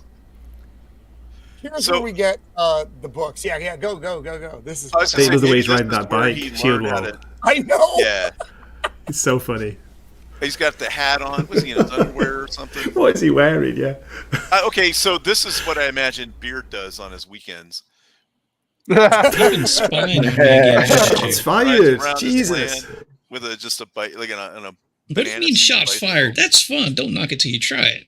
With no pants on, and like a Russian hat. I am Jack's medulla oblongata. Yeah. I am Jack's colon. There's a whole series of these written from the first person. Does that mean he's written them all? Edward Norton's character has written them all in the past. Probably. Maybe. Weird. Is that blood on your shirt? Is that your blood? Yeah. Most of it, yeah. Again with the Krispy Kreme. Mm-hmm. So, wait. Okay, if they have Krispy Kreme, it cannot be on the West Coast. Not at all. It's either south or east, or what? Yep. South or east. Yeah. Yep. Yeah, we have Krispy Kreme. But did they have Krispy Kreme in '99? I know they didn't. I don't know when we got it though. That's a good point. I don't know when it came. Oh, it was a big deal when it came to out west. I remember that. Yeah. But we have them, so they're here now. Probably because of this movie. Yeah. This is another good scene. First, he does the if you could fight anyone, who would you fight? And I fight my father. And this is where you get a nice monologue from Brad Pitt about his father. I never knew my father. He left when I was a kid. Set up franchise, or that's what he's telling at Norton. But that's the same conversation. Mm-hmm. And he's like, my father never went to college, so it was real important for him that I did. So that sounds I go to college, I get done, and then I do the yearly call. I'm like, Dad, I've got a job. What next? Get married. Come on, bro. Get married. We're a generation of men raised by women. I don't know if another woman is what we need. Oh, that's such a profound statement right there. Yeah, it is. Yeah. Profound statement. Especially this is Gen X. These are the Gen Xers. Mm-hmm. I was going to ask about that. Is it? This is my generation. Okay. Yeah. Mm-hmm. Right. And he's 100% right. Yeah, that's the woman, and we had an off-camera discussion about this earlier, who raised you. You're just kind of along for the ride, whatever the fuck that meant, and that's what this represents. Well, it also it's the lack of a masculine role model, all those kinds of things that create these kinds of feelings and dilemmas. I think is what the film was getting at as well, because they were never given proper direction from a father figure. Right. You end up with this misdirection that they end up with. Well, also, like, there's no outlet for the energy, the aggression. There's no healthy outlets. It's like I feel all of these things, and I have no way of either expending the energy or working through. Like, I feel like I want to hit something. Well, right. You can't act out on the playground anymore or do any of that kind of stuff because they want you to be more controlled. You're both going to. Yep, you both get in trouble if you get in a fight on the playground. Doesn't matter who started, which is stupid. Yeah, through the week we were Ozzy and Harriet, but on Friday we were learning something. And this is where the lights go down, and then you do the walkthrough through the club with Lou, and this is another great. We're back with Marla. Yeah, that doesn't happen until later. Okay. I'm sorry, I'm mixing up my brain. But my brain is very old. I should have been trying to find another condo, but I just I didn't care about that anymore. Is what the gist of this conversation was. While he's watching Marla, I never had a condo explode or lose anything in like a fire or anything like that, but like at some point having to like move and severely downsize, and you put stuff in storage and then it's been there for 5 or 6 years and you realize that you don't miss it anymore. Then you just either we trash have it or that sell it and move conversation. on. If it's something that, if I'm doing a cleanup, if it's something I haven't seen in 5 years or more, it's gone. Yeah. But it is kind of weird, kind of actually hit that mindset where you realize, like, why did I have all of this stuff? I don't need it. I don't miss it. Mm-hmm. He's not talking about the action figures, Ego, just so you know that. those are actually, like, just recently I and a friend who helped me did a little spring cleaning, and like her thing was like, she'd hold something up, like 5-second rule, yes, no. And I was like, she's like, no, throw it out. Oh, geez. That's a hell of an intervention. Yeah, I needed it though. I was raised by a lot of hoarders, so like I do have some tendencies. It's not near as bad, but I need those people in my life to be like, look, you've got 5 of the same T-shirt. Get rid of 3 of them. Come on. Yeah. Mrs. of the Empire just did an intervention with me, which she's like, you still have all your work clothes in the closet. You're not going back. Why don't you get rid of them? I'm like, but the Dockers, honey, put them in a bag. Okay. Yeah. that is yeah. I don't know. I still have uniforms in my closet. So I still have uniforms, but the uniforms, and I say this, and people will laugh, but it's true. I actually might need funerals, weddings, that kind of stuff. If my son ever decides he's going to join the military, that's what the uniforms are for. But the suits, ties, and business casual, fuck off. I don't need them anymore. So, ooh, look at these. This prices. is the walkthrough. That guy looks like what's the Sacha Cohen Baring? Sacha Cohen. Yeah. Yeah. It's not, but it looks like him. So it's not important. Not important. You got to get out of here, people. You got to go home. You got to go home. Yep. Closing time. Nice reference. If this is supposed to be a strip joint, there's not a.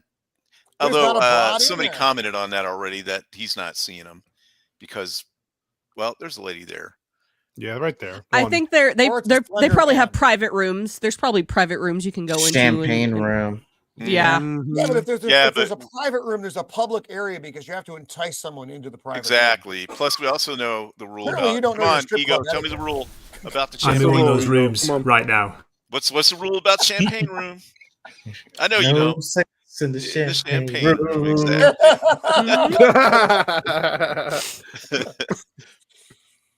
This trying to think who this guy reminds me of, like somebody from like Red Dead Redemption or something, like one of the characters. Yup. That's a good one. Yeah. And how do you don't know how you got to this point? There's clearly been a passage of time where now Lou leads them in this fucking dungeon in the fucking underneath Lou's Tavern. Actually, I'm sorry. What's his name? It's not Lou. The barkeep who's in charge of them. What's his name? Damn. I can't think of his name. Oh my god. They say his name. Yeah, we've got to deal with. Well, it's that guy. He's out with broken collarbone. So anyway, this is where they go over the rules, and the way the narrator describes it, and I love this, is the rules that Tyler and I agreed upon. But Tyler's the only one who does the talking. Right. This so this is what you see in the trailer, right? Where they're like the first rule of Fight Club, and you hear about it and you see it online all the time. So I thought that the whole premise of the movie was something entirely different than what it wound up being. Yes, it was very misleading. Yeah. I mean, I thought it was still going to have the same kind of like this portion of the movie's like message and undertones are exactly what I thought it was going to be. But the rest of the movie, like going to, help groups and the other stuff that happens was, I totally didn't see it at all. Yeah, and the 8th rule of Fight Club was if this is your first night in Fight Club, you have to fight. You gotta fight.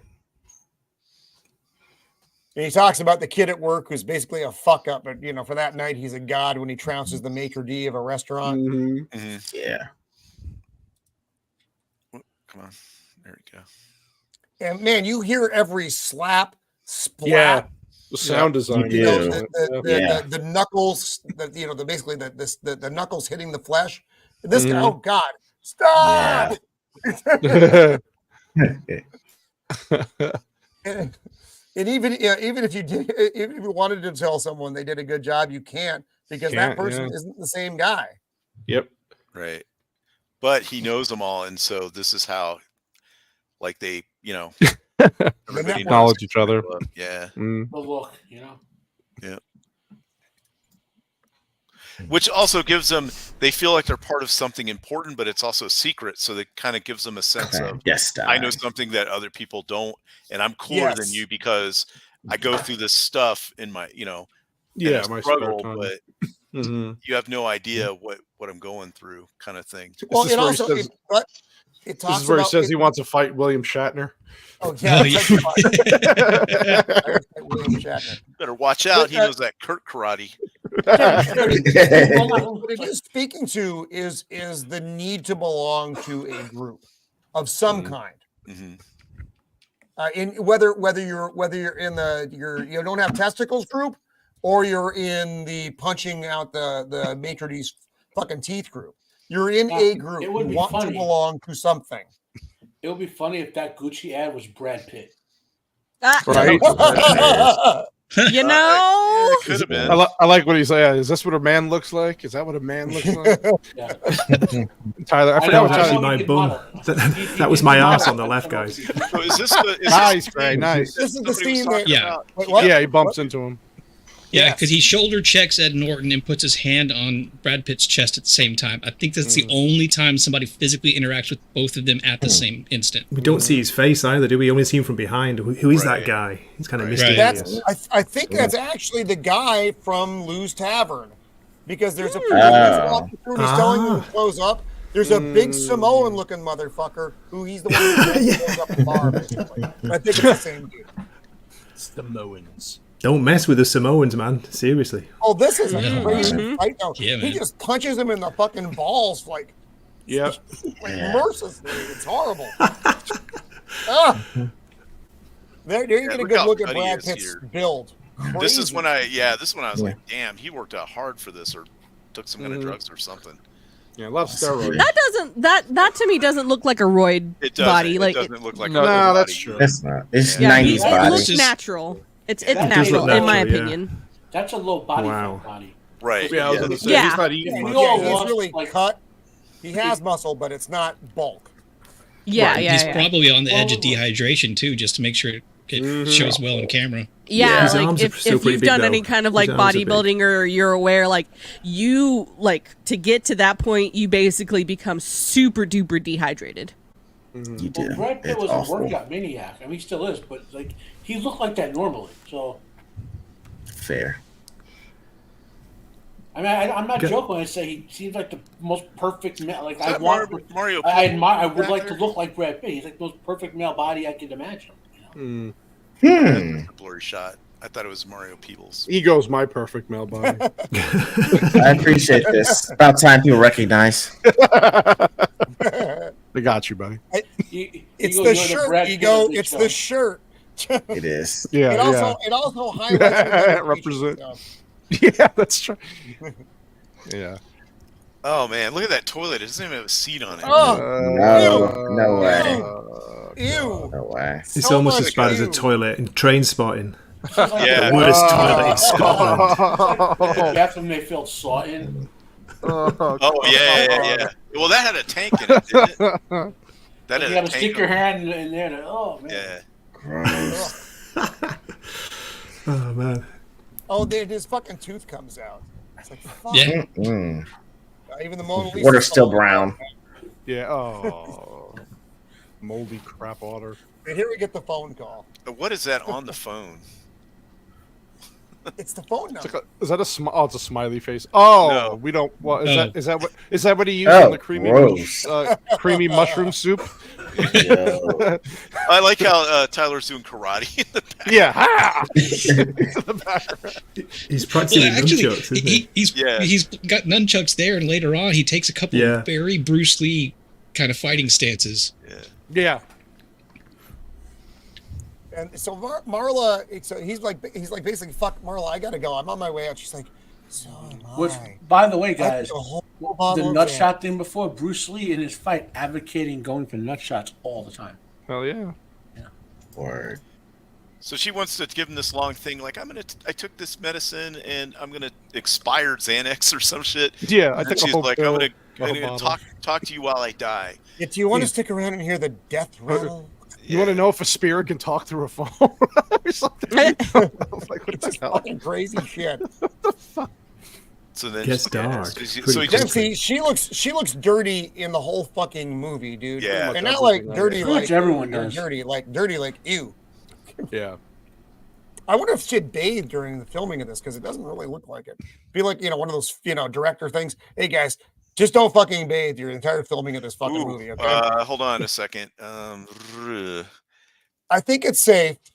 So what happens here is Brad Pitt picks up the phone. Here we go. We'll do this. Do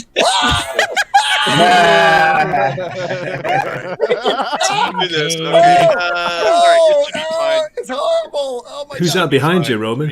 On the bed. It should be fine. Although there is some stuff in a toilet. I don't know if we can show that. Oh yeah. Show that. It's just fucking. It's used love. The last bits of love. Ew. Toilet. That's a beautiful toilet. Yeah. That really finishes off the toilet. Though. For me, it brings the toilet together. Oh man. Get the Clorox wipes. That's funny. Yeah. That is what every fucking club bathroom that when I was in a band, every fucking bathroom looked like that. Mm-hmm. Except it wasn't condoms, it was vomit. It's in the sink, it's in the toilet, it's on the floor. It's fucking horrible. But, if you ever go into the male bathroom at like a concert festival like Ozfest, that's the same thing, man. Like fucking disgusting. I don't know what the gals' bathroom is like, but men's bathrooms are fucking like you. Well, Ozfest, they had like retired Marine bodyguards in all of the female bathrooms, so. Female bathrooms are weird. They have like couches and shit. I'm like, what do you got? What the fuck are you doing? Not all of them do, but yes, there is usually at least one chair or something. If it's a halfway decent bathroom, there are some places that I've walked in that I thought I was going to get tetanus. There was a comedy movie. I don't remember what it was, but it was in the 80s where it was like the dude went into the female bathroom for the first time, and they had like a waiter in there and couches and individuals cleaning the toilet bowl. It was like, oh my God, this is the women's bathroom? What's wrong with men? You're thinking of The Office. The Office? The Office? Yeah. I mean, like I for a while there, like in college, I worked for a cleaning company that would clean up like football stadiums and stuff during and after games of like major universities like Auburn or Alabama or Arkansas. Like I've had to clean up, and I've got some horror stories. Both guys and girls' bathrooms can be super, super gross, but girls' bathrooms can get gross on a whole other level. Just to than guys. Just to go back to that. Yeah, go ahead. Sorry, Mac. The Ozfest 2003 bathroom, the story is worth it. In the male bathroom, they left the fire sprinklers on, and that fire hose continue. Like you walked in to do what you're doing, and it was relatively clear because you were being blasted by a fire hose constantly, and the water was constant, and there was like a river of human waste flowing out.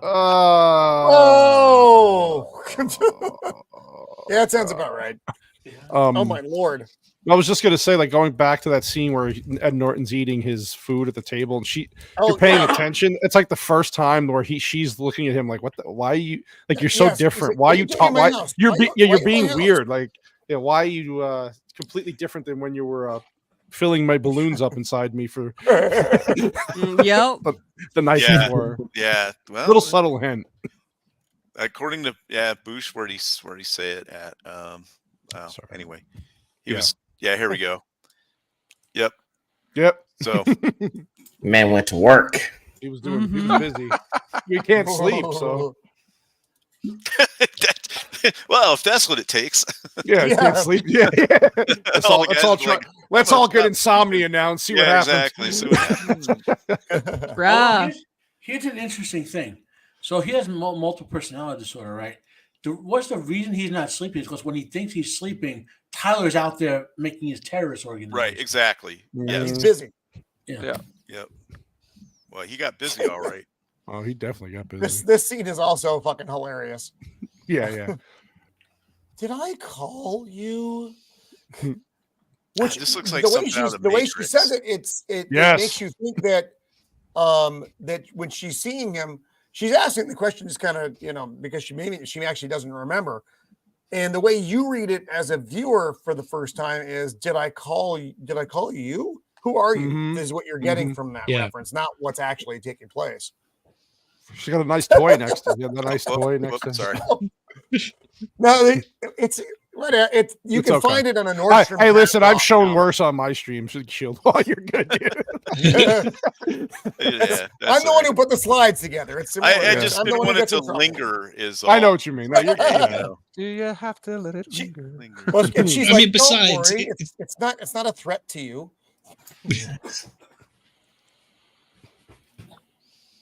Yeah, you have something to live for. The fire guys come in. Yeah, they're that girl used to be very nice.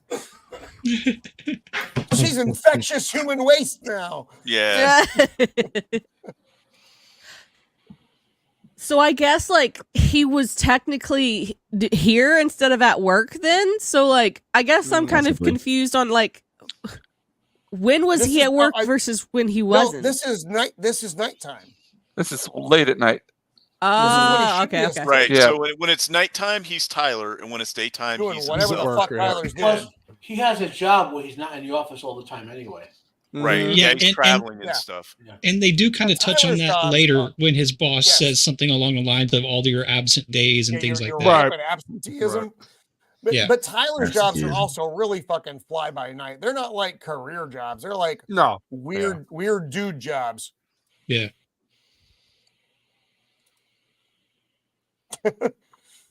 And the thing she said, ick. Oh God. Oh. I haven't been effed like that since I was in grade school. Apparently, I stumbled across it. I don't remember where it is. Apparently, the first line that they did for that scene. Oh no! Was, it's on it's on the special features. Okay. Okay. Yeah. But apparently, David Fincher said he would reshoot it on the grounds that the second tape would not be cut under any circumstances. And that's the only reason he got that in there, because they actually asked for him to put the first cut back. Oh God. Oh, yeah. The first cut was worse. I think the first cut was worse. So yeah, he's like, so this is another good. So he's like, you work all day, and then you have to come home to this. And it's like constant. Shit's falling down because the house is so poorly. Man. I half expected a bed to fall through the roof of his room. 100%. I don't know. This just bothers me. Oh, it does. I have the water in the water in the basement. Stagnant basement water. Yeah. No, thank black you. mold and bugs. There'd be mosquitoes and roaches and rats. Yeah. Ain't no way. Whatever the fuck. Yeah, it's that horror level. Also, I think this is more his head though than reality. It's gotta be. Who puts blinds on stained glass windows like that? Psychotics, man. Yeah. Psychotics. What did he say? What did he say? Like, you want to finish her off? You want to finish her really hard. So I guess this is where he retreats to when Tyler is with her. Mm-hmm. Because he's obviously retreating to somewhere. Like Tyler retreats. You see where Tyler retreats to in one of the upcoming scenes. You get this weird kind of psychotic thing of worker bees can leave, even the crows can fly away. The maybe that house has also become his cave, kind of like they showed earlier. Yeah. That's where he goes when he can't deal with what's happening. Then he spends all his time at work doing haikus and sending them to everybody. Yeah, he doesn't do any work anymore. Yeah. It's like, you can't smoke in here. Oh, is this where he brings him the? Did he find the thing, or just no? He hasn't found it yet. He just told him to go home. Yeah. Put your stuff together. Yes, this is my blood. Yes, I'm comfortable with that. I am enlightened. And this is where he's using the toothbrush, which Same I hope toothbrush. is not his own. Yeah, to get the blood. I think it's the only one. But well, she comes. Oh wait, who's on the phone? I can't remember who called him. It was the She police. did, right? It was, it's I thought it was, Yeah, it's the investigator. Yeah, He's talking about like what actually happened in his apartment and stick of dynamite with all this shit, like chemicals, like homemade, and, homemade dynamite. yeah. Yes, that is very shocking. Just tell him what he wants to hear. Tell him that you did it, man. Oh, that's interesting. Oh, good Lord. Are you taking this seriously? Yes, I'm taking this seriously. Very seriously. My entire life was in that apartment. That apartment was me. What the I'd like to actual thank the fuck Academy. is this? That's not creepy. No shit, right? I don't know if you saw Yeah, Boosh the Push. That was a good comment. What? All those bottles on the sink. This one here? Yeah, that's true. Actually, no, I didn't. I have no idea what day of the week it is during most of this. He doesn't even know what day it is in reality. You think he's going to follow a movie? That's true. I have no idea. Still not wearing pants. Yeah, Roman's still on the pre-Georgian calendar. What year is it again? Well, that one didn't start getting used until 1730. So whatever they were using before that.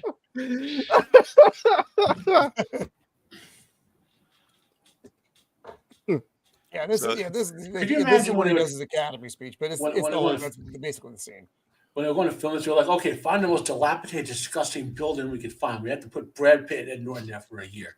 It's like, can you imagine? And she comes in this disgusting, dirty, this wedding dress. It's a bridesmaid. Bridesmaid's dress. Sorry, yeah. It looks just like she walked out of a Tim Burton film.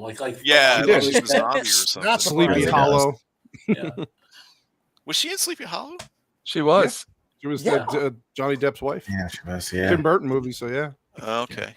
Yeah. She's in everything. She was in everything. She was in it was Sweeney Todd too, and then she was in Harry Potter, the first Harry Potter. Yep. Or wait, She was a lot no, less she wasn't in the vulgar first than one, was she? She was in Whichever one. She's in. No, I think it was a couple down the line. So when they introduced Yeah, it the was a couple weird down the line. little cult people thing. So while he's talking to her, and then they keep going in close, like when she's grabbing him, right, and then it goes in back onto the toothbrush with the foam coming off of it. It's almost like, trying to cleanse. Yeah. Well, okay. You know, yeah. He's grabbing him, and then Yeah, exactly. Yeah. Are we done here? Yeah, I guess we're done. And then it's not that we don't enjoy your little visits. Again, it's another situation where he's treating her like shit all of a sudden. She's like, wait, what? Well, She doesn't as we all know, She's confused. gentlemen, that's why she keeps coming back. Yeah, it's very true, unfortunately. Or not, unfortunately. But also, look at Brad Pitt. He's wearing that shirt. Gym Oh my God, what a mess. Fucking great. He's getting pissed at him, too. Yeah, it's like, why can't you tell her to get the fuck out of here? And he's just like wiping his armpits with a towel or something. It's just very it's really fucking disgusting. Marla juice all over him. It's all right. Oh, God.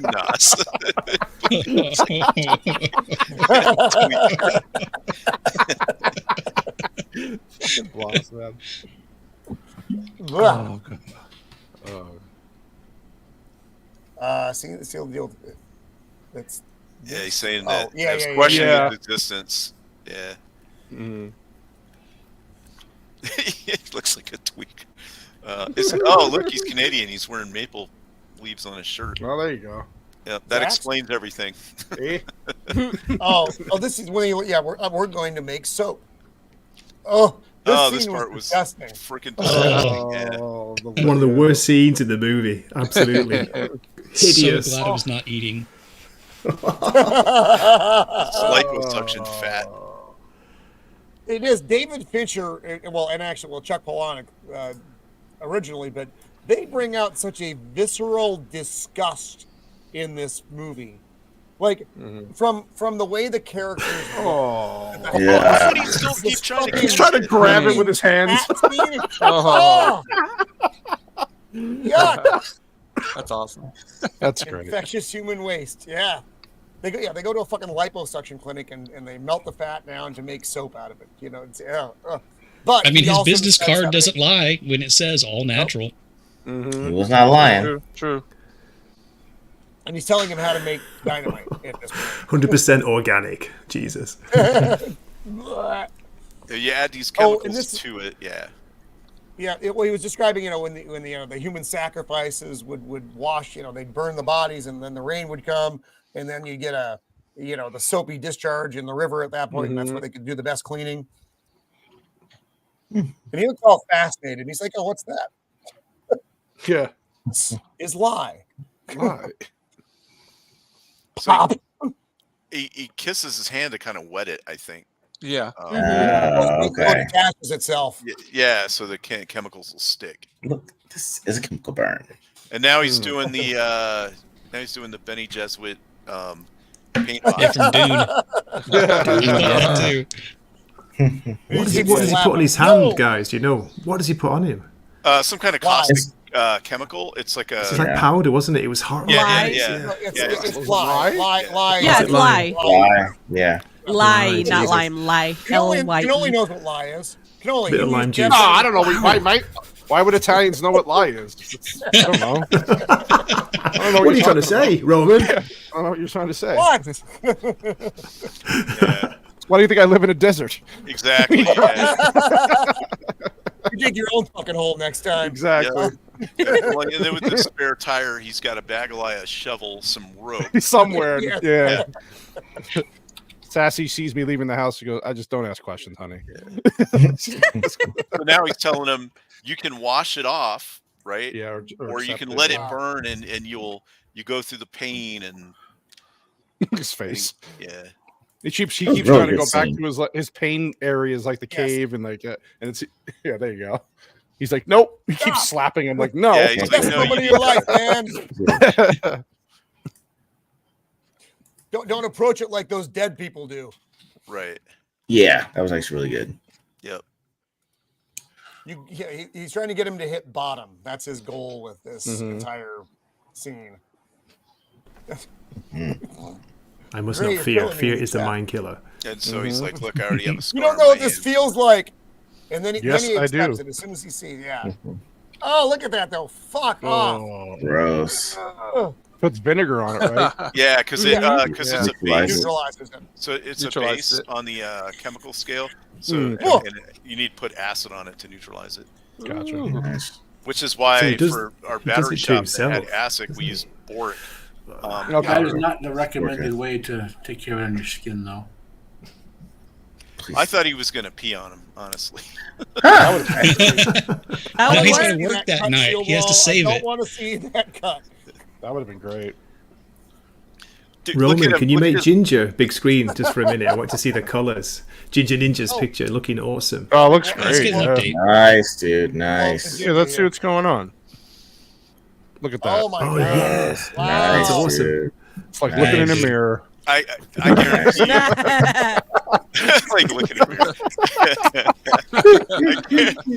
Yeah. That's what I've got a reflection of myself I'm working with.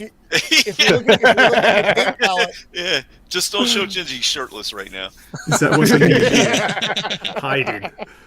Yeah. Dude, you're going to be able to sell that one. Really, dude. It's Oh, nice. God, It's Hopefully, really good. some of the ladies will be really interested in it. Yeah. Oh God, yeah. Yeah. Come on, we all know Josh McDonald's going to buy it. Josh, I don't know if you're out there tonight. You know but what? We're gonna see Josh in Vegas. I'll buy it for him and just give it to him. We are, yes, Josh is going to be in Vegas this year. That's exciting. Yeah. Actually, get to meet him in the real world. Mm-hmm. I want to make it back out there again, man. It's fun. This is what Roman looked like on an average work day. That is every fucking day. It's true. That's what he looked like when we went to the mob museum. Just like Cannoli, where am I? Oh my god! I was so hungover when we went to the mob museum. I thought I was going to die. That's not the wait, that's in another place, right? That has the Bonnie and Clyde car. That's like down by the. They have the what did they have there? Cannoli. It was the St. Valentine's Day Massacre. St. Valentine's wall with the holes. Yeah. The bullets are still in it, actually. Yeah. With the bullets. It was pretty cool. It was the whole thing. Me and Roman had a lot of Italian pride during that tour. Well, and some of the things were very racist against Italians, though. Look at them 100%. running in their Italian loafers. Yeah. What the fuck's that? Racism. Fuck you. See, Fuck we you, suffer museum. too. I want Sure, you have to reparations. leave now. That's it. This is the scene where he found his like, yes. the Yeah. He's like, oh shit. They were renovating a police station in New York about 20 years ago, and they took off the old, like, crappy modern face and found the classical brickwork, and embedded in it was a steel plaque that said blacks and Italians need not apply. Yeah. I'm not surprised. See? I'm not surprised at all. Us too. Yeah, we got it too. This is Yeah, great, this scene though. I'd be very careful who I show. Yeah, that. I love how he play. He basically just switches to Tyler here, because he even says like, "I'm going to use Tyler's words," and he just that's great. Whoever did this, I love his description of the weapon he's going to use too. It's like so specific. Very specific. It's oddly specific. Right. He's like whoever wrote this must be really dangerous. Yeah. Hopping around into friends. Someone you know for years, or just don't bring me every bit of Well, time. I mean, this is Tyler. Like even though this is him. Yeah. He's finally. My tit's gonna rot off. Somebody's gonna have to clip that. And then she's stealing people's food out of the for Wheels truck. Like that's nice. Yeah. Oh my gosh, she's like, I got you one. Are you hungry? I got you one. It's like, oh, she is so fucking skinny. That's love. You can is love. see the ribs in her upper chest. Yeah. Well, like she's tweaking out. Like, bruh, she's an addict, and also she's like living the addict's life. Like this is how it is. Much. She's like if you feel hungry, you just take some cocaine. You'll be fine. Appetite suppressant. Exactly. This is not medical advice. That's the secret, huh? If you want to live less than 5 years after you start doing drugs, then sure. Oh, he's got to help her do a breast exam. Mm-hmm. Yeah. Feel anything? Thank you. No, nothing. Thanks for that. They don't show it. What a shame. Roman, I'm going to have to bounce, mate. It's lunchtime here. Oh. Before I don't worry about outro. Before I go, can I ask the panel if anyone's read the book? How different to the book is it, or how similar to the book is it? Because I haven't read the book. Never read it. Okay. I didn't read it. They do a nice. What the fuck was that? They do a nice job. The end is very different. Okay. Interesting. There is a comic book called Fight Club 2 by Chuck Palahniuk, which is supposed to take place after this. So if you're interested in that, you can check that out. Is that any good? Left Eye. Is that any good? I don't want to spoil it for you, but it gets a lot bigger, but it disproves the Marla not being real theory. Oh, okay. If that makes sense. So it actually is pretty good. Yeah. Cool. And that was Palahniuk who did the comics as well. I myself, I didn't dig it. I prefer it as a one-off with a very ambiguous bit. And the book, like I said, the end of the book, you get a bit of an epilogue, which is kind of cool, though. So if you haven't read the book, it's an easy read. It's not very long.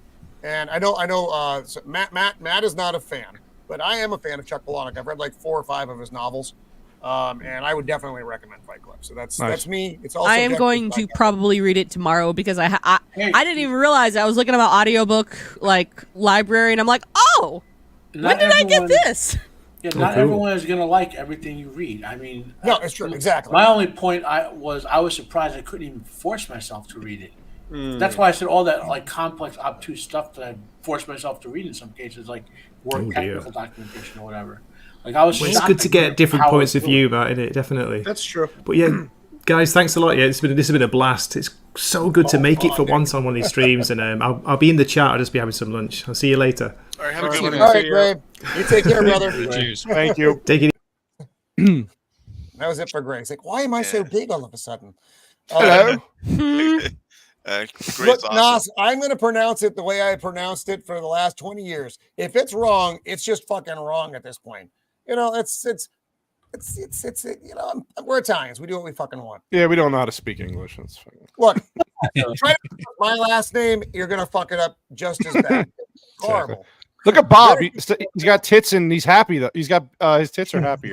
He's like Cornelius. Cornelius. He's so excited. He's like eating donut, eating Krispy Kreme. He's eating Krispy Kreme again. God damn it. Yeah.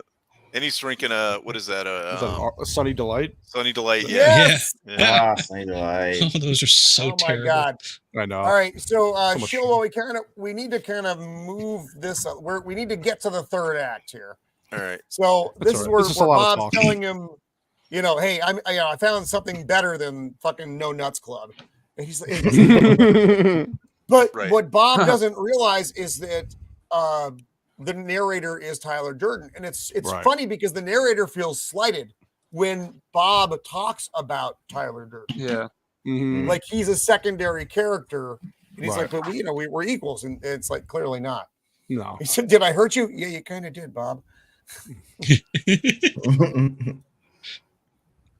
And here's and this is a good. This is another solid scene here, and I'm slowing myself down now. Where Tyler is talking about, the first rule of Fight Club is don't talk about Fight Club. I see a lot of new faces here, which means a lot of you are breaking the first rule of Fight Club. But this is where he goes on about consumerism again. We work jobs we hate to buy shit we don't need. Yeah. We're not going to be rock stars. All this. We were promised all this stuff on TV, and it's not going to. And now we're pissed and it's off. all we bullshit. Yeah.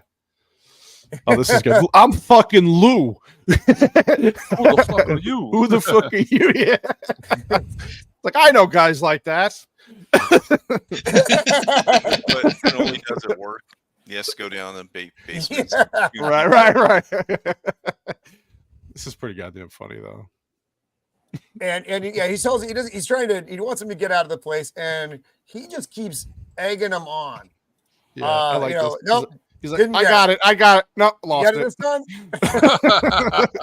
And he's telling everybody to hold back because he's got a plan here. It just shows how fucking twisted and fucked up he is.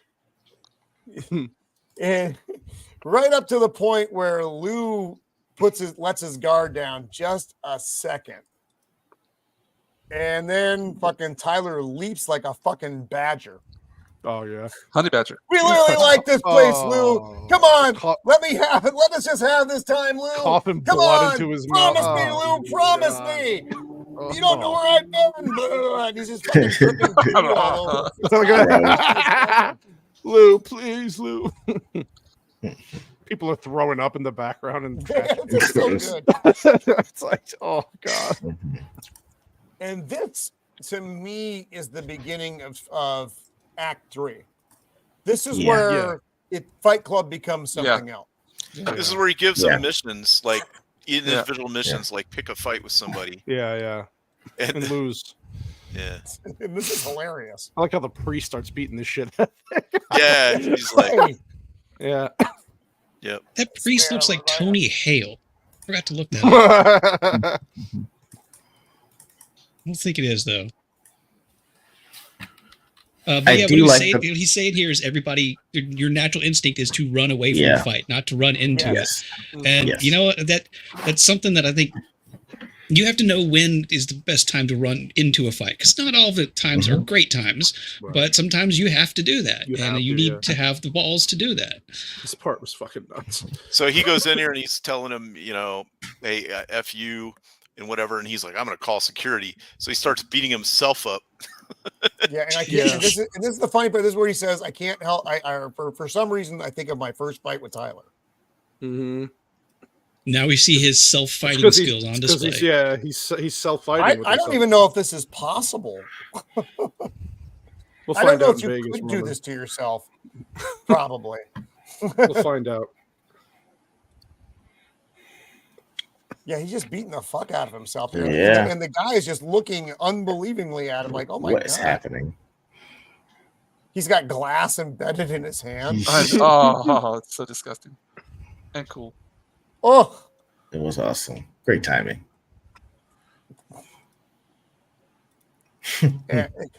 Yeah. Why? Awesome. Please don't hit me anymore. Please. So what he did was was he went in the office and he told him, because he's like, hey, you've been absent a bunch and you're kind of a piece of crap and whatever. And he's like, well, I'll tell you what, I'll be a consultant and I'll work from home. And my consulting thing will be, I won't tell the rest of the world what a piece of crap company this is. And tell them about how they should be doing recalls when they don't.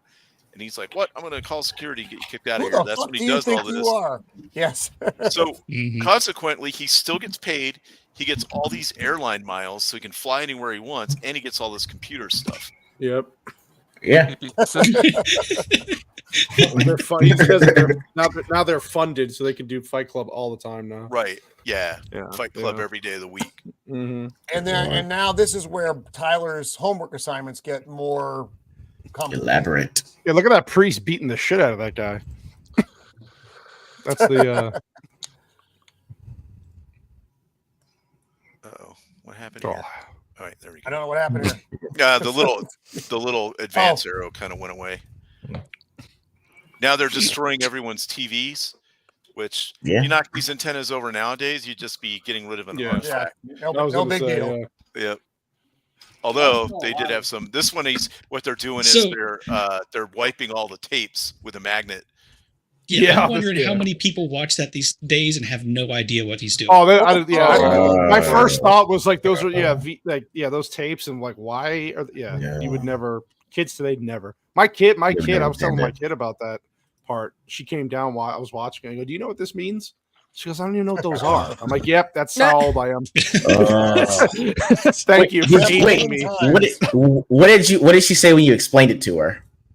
She went back because my dad, we still have VHS. You know, she's seen them. My dad has them, but she just didn't like. It's an artifact. Everything's on her goddamn phone, and it's like it's in her Apple TV. It's like it's so different. This part was cool. They put a bunch of bird feet on a roof, shit. and then the birds shit all over these cars. I think they might have given them like bird laxative or something. Yeah. And then they print all this stuff out. I like the fat guy on the it's like Louis Anderson coming down a fucking. The shit's all on fire. They're all dead at the bottom. Yeah. Oh god, that is so good. And while this montage is going on, Tyler and the narrator are talking about other fight clubs that have been popping up. Yeah, this is the best one. Where it says you're supposed to put the mask on before the child. Fuck that like, kid. Screw the kid. Yeah. That kid don't need no nothing. Sorry, kid. I gotta survive. Performance artist molest. Fountain missing monkeys found shaved. We joked about it. Basically, Tyler Durden invented Antifa. Yeah, pretty much. Yeah, that version. Yeah, he blows up the Apple thing. That was a very because he put gasoline and all the. That was good. Yeah. This part was crazy. This is where they go and they get this guy. This is an interesting scene. Harold something. It's like what did you want to be? What did you want to be, Harold Kessel? I don't know. I don't know. I don't. What did you study? Stuff. Man, I don't think I've ever seen a Tony Robbins speech quite like this. This is a different kind of motivation, Beer. This is yeah, definitely. So he asked him what he wanted to be. And Raymond H. Hess. Raymond K. Hess. Thank you, Boosh. I wanted to be a veterinarian. And he's like, all right, we'll go home and start studying to be a veterinarian. Don't do this anymore. And I know where you live. If you're not on your way to becoming a veterinarian in 6 weeks, you're dead. Yep. This is driving. Visit by members. Yeah, and Ed Norton's like, what the fuck was that about? He's like, tomorrow he's going to wake up. It's going to be the best. You know what, though? It is true, though. Like, when you go through a traumatic experience, when you get out of it, everything's just better. Like, you just so happy to just be alive. You're just like, oh, yeah. You appreciate things more, you know? Oh, that was it. Go back just a sec, Shieldwall. Oh, that fourth wall break. Oh, this is great. Yeah. So this is where he's just kind of vibrating and talking. You know, you are not what you own. You are not what you own. But that's where I think Tyler retreats to in his brain is this when he's not when he's not the narrator. I think that's where he goes. You're not your khakis. Because he doesn't look like that the rest of the time, though. He's not all sweaty and weird looking. No. Like I said, it's like he's caged up. Mm-hmm. So anyway, that was my thought on that scene. Why Nobody cares, Roman. No, I'm just kidding. I'm just kidding, Roman. I love it. I love you, Roman. No, that's true. I actually agree with you there. There's Marla again. How many condoms did he use this time? And this was an interesting scene though, because he's talking, what are you getting out of this? She's like, what do you mean? Why does a weaker person need to latch onto a stronger person? She's like, well, what are you getting out of it? And she thinks that he's talking about them. And he's like, no, it's nothing. That's totally between us. And she's like, what do you mean us? And in his head, he's hearing all this fucking shit in the basement, all this construction going on. Oh, fuck! This movie is too long. Yeah, I'm trying to. I know it's my fault. We keep talking because it's hard not to. No. It's like the button will disappear and then I'll click it and it won't do anything for a second. It's got to catch up or whatever. Yeah. This conversation is over. It's over. So somehow I use that line a lot, which I guess goes. The water's gone. Which was what Matt, you said that the water's really imaginary or something. I think so. I think the condition, because the kitchen house, the condition the condition of the house changes, even though it's grungy a lot. It's always looking as if someone's cleaning up and wrecking it. So that's why, is it the state of his mind? Like the house is messier when his mind palace screwed up, and is it cleaner? I like that. Oh, this is where they're recruiting people. Yeah, if they're fat, tell them they're too fat. You got to stay out. You got to stay out there for 3 days with no food and water, and it's like, oh my god. And then they can start their training. And they just berate these guys. You're going to join Brad Tifa. I'm trying to remember where I saw that. Brad Tifa. Where I remember that he was in Band of Brothers. Yeah, was he? Yeah, yeah.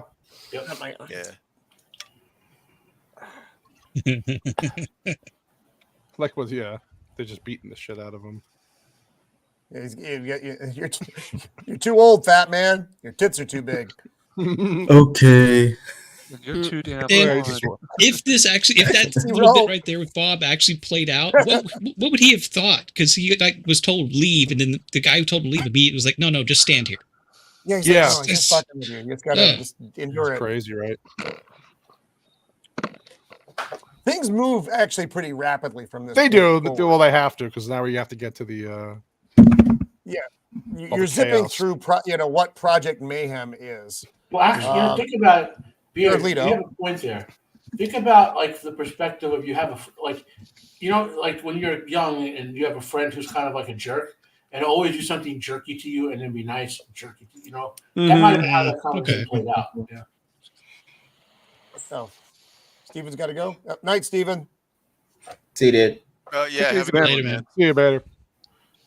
Now the bus driver is dropping him off in front of the Paper Street property. That's awesome. Right, like because his network is so big now, he's got like all these underlings and stuff.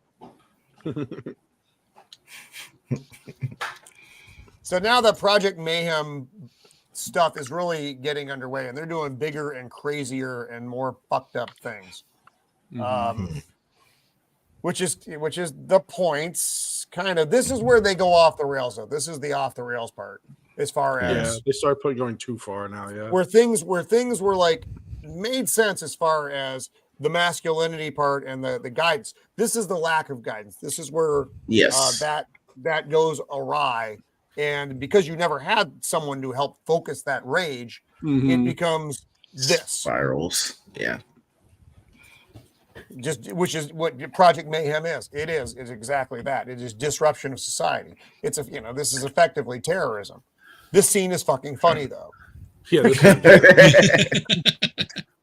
Mr. Mayor, what do we do about Brad Tifa? Yeah, we cook your food. We did it. Don't fuck with us. We watch you while you sleep.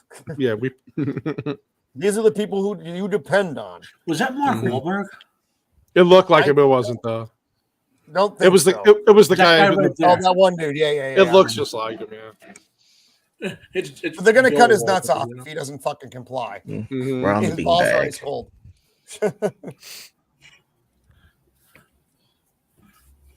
These scenes are, remember, you get your memory on these scenes though, because you see them again, but from a different perspective, which is one of the interesting twists of the movie when you finally get there.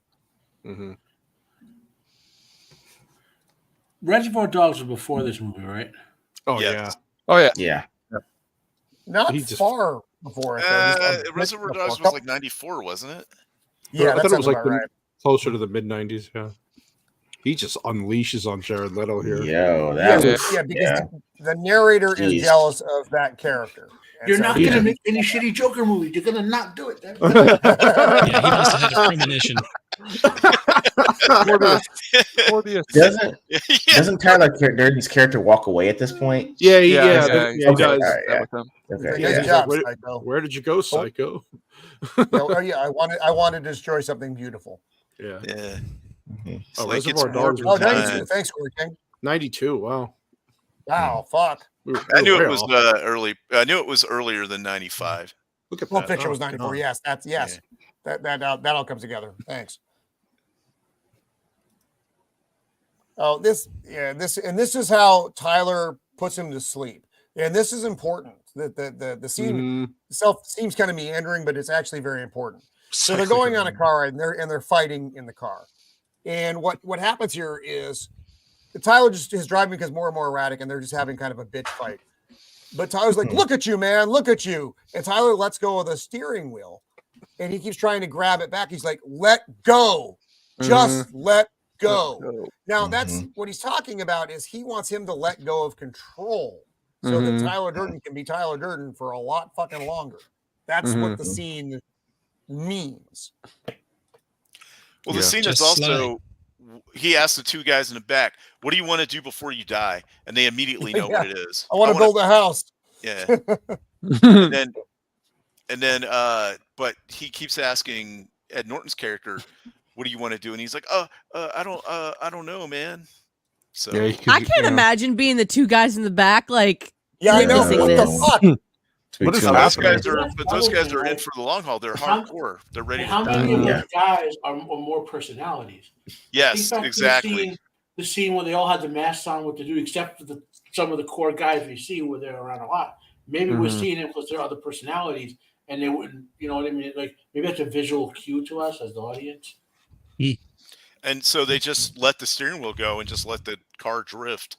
Just drive off, yeah. Life just and do what it rear does. ends of the car sitting on the side of the road. Yeah, and go down the explodes. hill. We had a near life experience there. And then Ed Norton is down, and Tyler's describing this kind of weird scene. In the future I see, you're looking down from above. They're fucking grinding corn up. That's the room I'm in. They're grinding corn up and drying venison on the empty highways and shit like that. It's kind of a weird it was like when he's talking about it, I thought it was like Last of Us 2 or Fallout kind of situation. No, because how he was explaining it was it's way in the future and everything is like all like bombed out and destroyed. Yeah. So you're just, eating like rad roach meat or something. Oh. Where's Tyler? Tyler's gone now because Tyler's gone off and done everything he did for a bit. He wakes up and the house is its own entity now. There's so much going on. Self-sustaining, yeah. What's amazing to me is that out of all, well, maybe it's because of modern day, but like not one woman tried to muscle their way into this. Right. But it doesn't fit. Well, now you're right because they couldn't make this now because fuck the world. But at this point, even now though, it does fit the dynamic of the male environment of I don't know, the disregarded male environment. This is where the lost boys. Think of it like that from that perspective. Yeah. I mean, I think it would be like almost like more like Arlington Road at this point. If you tried to update or make it like Tim Robbins movie, it'd be like Arlington Road. Man, he's fucked up. How did he get? He's got cauliflower ear, and I understand your pain, Jared. Understand your pain. Oh, poor ego. Do you want to know how I got these scars?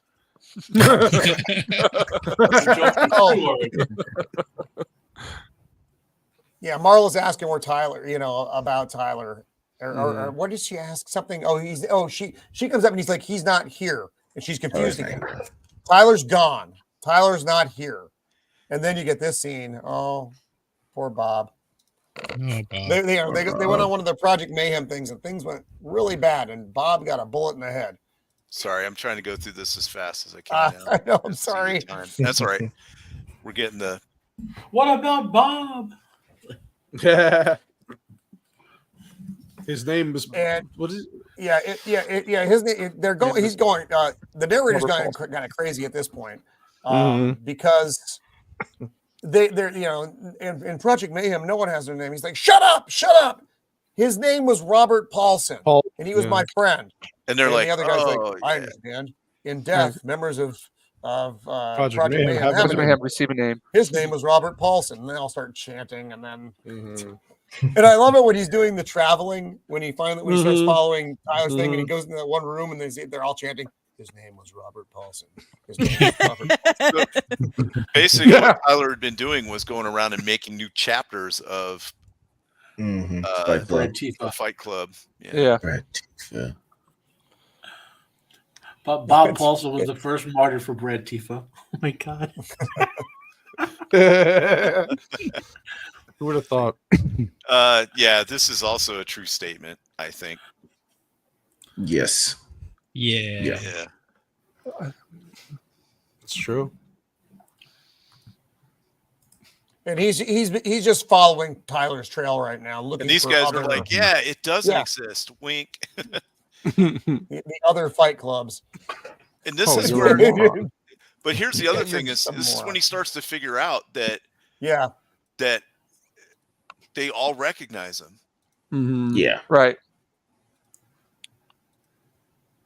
This is His name is Robert Paulson. And this is the guy. This is where Jesus. And this is where it comes together. He's like, "Is this a test? No, it's not a test. You, the man who gave me this, you're Tyler Durden. Say my name. Say my name. Tyler Durden, you fucking freak. What?" Hold on, sorry. And then Tyler's like, I told you not to talk to her about me. And he looks totally different when you see him now.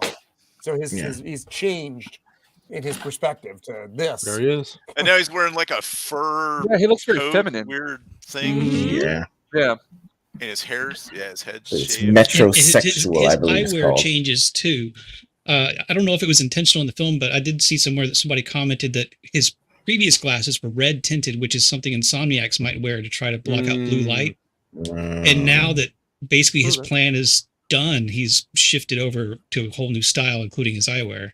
This is when he starts to realize that Tyler's not real, and it's really him doing it all.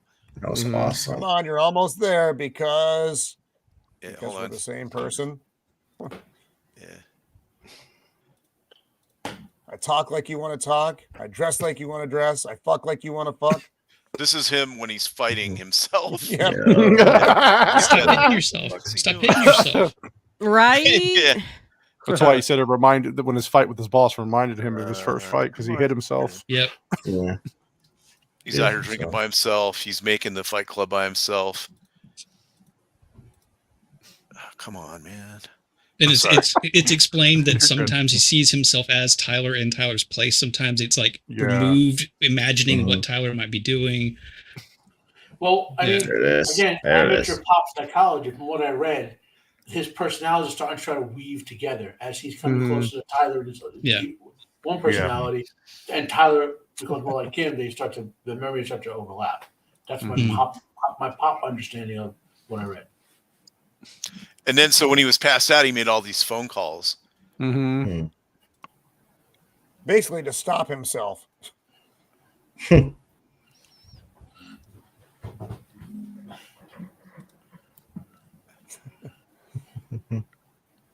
Yes, the movie in the audience has no. The house is all emptied out now. Everything's fucking gone. Right. But they made a bunch of explosives. They made a bunch of dynamite. Yeah. Bathtub semaphore. And so he starts looking, and then he starts calling, and he finally gets a hold of someone at one of the buildings. He's like, "Look, you need to get out of there. I think you're in real danger." He's like, "It's all taken care of. Everything's okay, sir. We're good." It's like, oh no. And then he has the brilliant idea of taking this to the police. Yeah, that worked out well. Oh, that's right. I'm sorry. We go to the Marla scene first. I want clean food. Then I go. I wouldn't recommend the cream soup.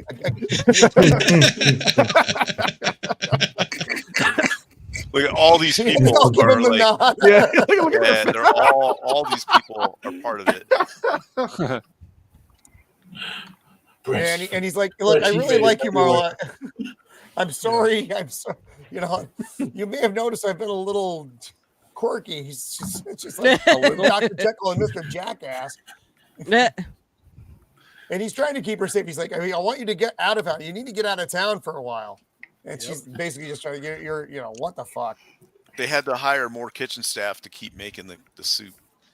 Yeah. God. A lot of soup. Yeah. So he throws her on a bus, gives her a bunch of dough to tell us, to keep safe. You notice while she's walking towards the back of the bus, everybody just stands around her. I didn't notice that until this last time I watched it. Like, you see all the people stand up and just kind of hover around her seat. Oh. They got her. They got her. Mm-hmm. And now he's at the police. He's telling them the whole deal. And the funny thing is, the lead cop is not in on it. He's like the one guy in the room who isn't in on it. He's like, I'm going to go check this out. This part is and as soon as he leaves, the other guys are like, you're very brave for doing this. Yeah. It's very ingenious, sir. He's the one good cop that had it. You told us if anyone tried to squeal, we had to take their balls. Mm-hmm. Even you. Mm-hmm. He's like, whoa, what the fuck, guys? You're police officers. Listen, I am Tyler Durden. Yeah, you said you would say that. I think this was just a ruse by the director to get his pants off. Right? Oh shit! This is me on any given Friday. Down at the cop shop. Yeah. Well, the interesting concept is if the Tyler personnel was in control, he would have kicked all their asses. Like he wouldn't even. That's true. Yeah. Yeah. And we're very close to the wrap up here, though. So he's running through the streets like a maniac, and he sees the sign for Franklin Street. So he knows where they are now. Now he's at one of the buildings, and of course Tyler shows up. Yeah, I like this. He's like, not the green wire. Don't pull the green wire. Please, whatever you do. He's like, I told you not to fucking touch that one. And he switches from joking around disarming the bomb to in just a minute freaking out whenever he's shooting, as he says, like, you're shooting at your invisible friend in front of 40 gallons of nitroglycerin. He gets his ass. I mean, God, how the fuck he survive? He does. He beats his own ass here. It's hard. It's hardcore. I'm kicking my own ass. I love the video segments of him doing it. Are fucking yeah. That's pretty cool. Yeah. Oh, yeah, and now we're back. And right, this is we pretty go. much where we came in. Full circle. Yeah. Mm-hmm. And this is where the bus comes around with Marla. Mm-hmm. And what I like is so that now the narrator is trying to bring it all together. Yeah. The gun is in Tyler's hand. No, the gun's in my hand. Yeah. He's like, what are you gonna do? The gun's not to my head, the gun's to Tyler's head. Yeah.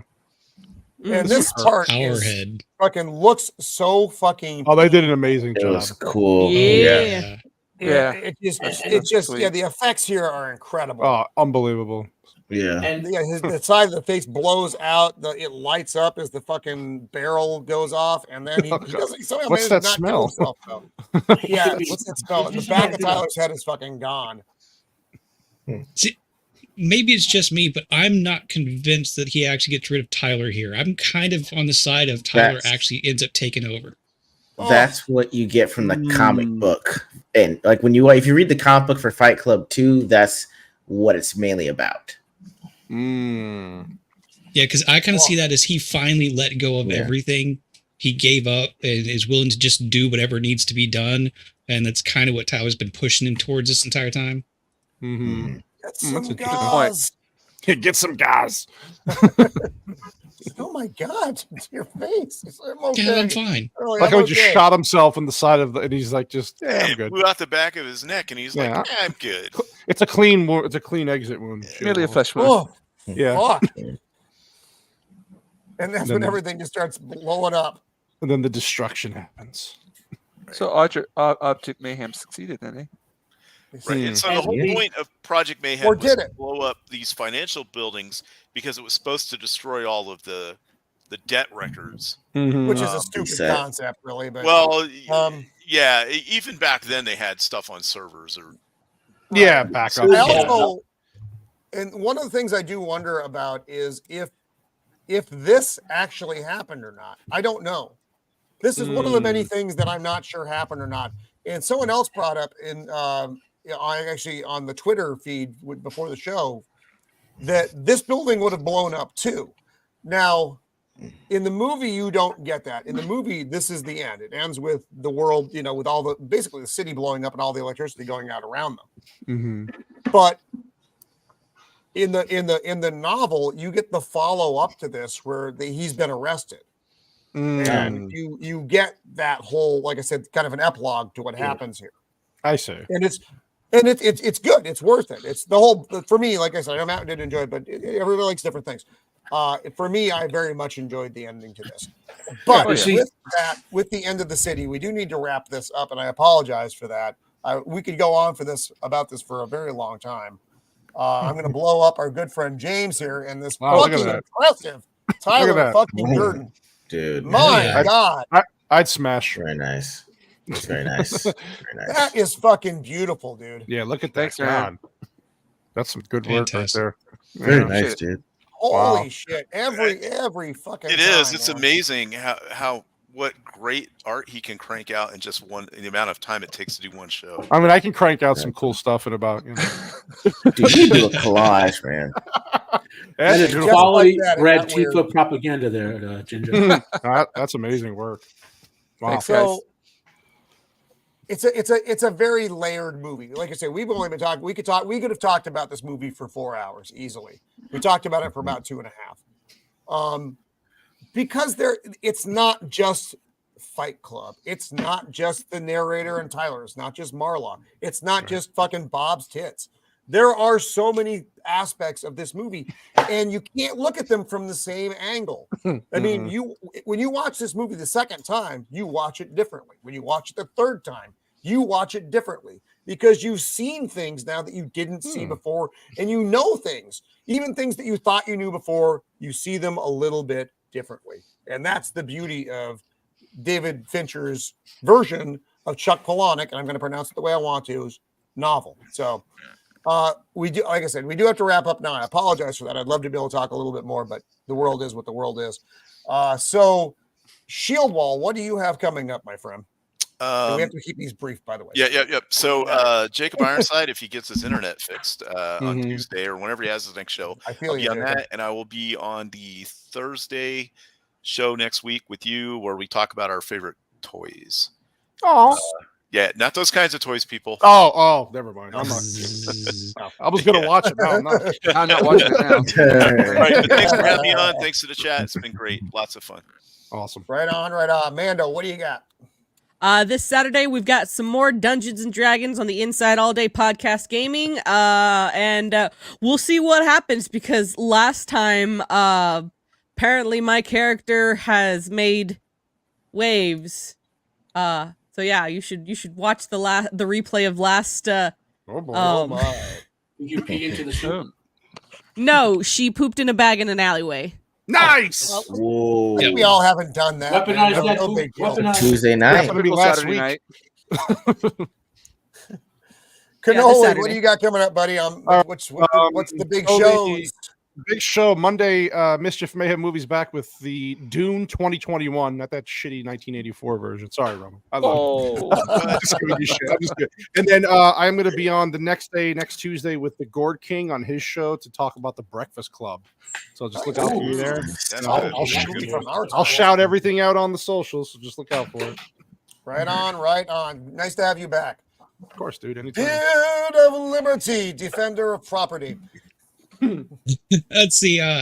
This Saturday, after the Weekend Harder, we'll be covering some pop culture topics. Haven't gotten confirmation on our guests yet, so I'm not going to shout anybody out. But as soon as I know, it'll be out on X, Twitter, Twix, whatever you want to call it. And then on Monday, we'll be wrapping up our totally not gay, just bros watching rom-coms month of February with Can't Hardly Wait. That's a good one. That was a great one, yeah. That's a good movie. I like that. Gay fast. All right. Matt Loaf, what do you got coming up, brother? My Sharp season 3, episode 1, Sharp's Gold, that dropped like literally at the start of the show. So that's up now. Masters of the Air, episode 6 will be up in a day or two. Episode 5 was up 2 days ago. I probably will go over Avatar. Maybe not. So that's hypothetical. Next week on Roman's The Toy Show, I guess we'll call it the toy, History of Toys. And Friday Fandemonium tomorrow, where my fan films I will be highlighting at the end will be some Dresden Files fan films. Oh, nice. I didn't even know they made those. Cool. Yeah. Awesome. Excellence. Ego, what do you got coming up, buddy? Man, it's been a full week. Sunday, Shiro and I are going live for our Ordinary Games episode live stream. You may even see us a highlight of our dance recital that's going to be going down this Friday. What we call it? I got Wednesday. I'll be interviewing Paladin Dragon for his Night of Cold Hunger, kind of his launch party there.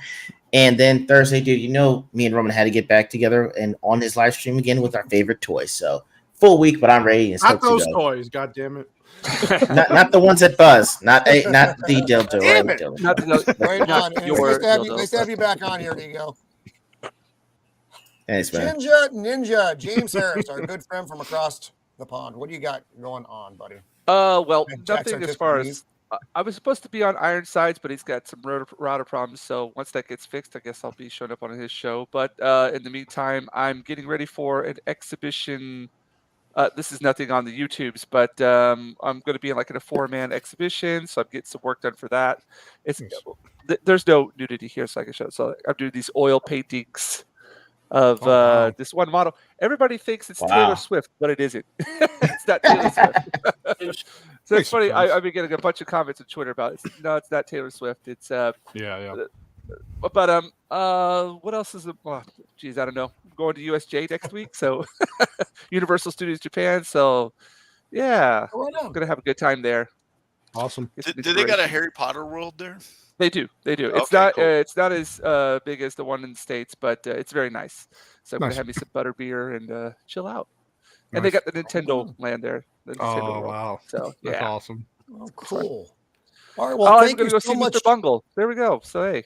Fucking Mr. Bungle. God damn it. The newest album. Check it out, Roman. You know how I feel. You know how I fucking feel about them, dude. Roman's got to put pants on first. I'm not putting pants on. Thanks again for having me on the show. Appreciate it, man. Thank you for again sharing your art with us. Thank you to the panel. Thanks to Gray from Wakizashi Teahouse, and to everyone who's been with us tonight. And thank you to the chat. My God, so much good and inappropriate stuff. I loved it. It was fantastic. So we will catch you next week here Thursday at 5 Pacific Standard. We're going to do a little bit of pop culture news, and then we're going to do a lot of our favorite toys from when we were kids. So you're going to get a whole spectrum of things there because we're all different ages. So it's going to be a spectrum is the key word there. Yeah. So, thank you all. And until next time, be kind.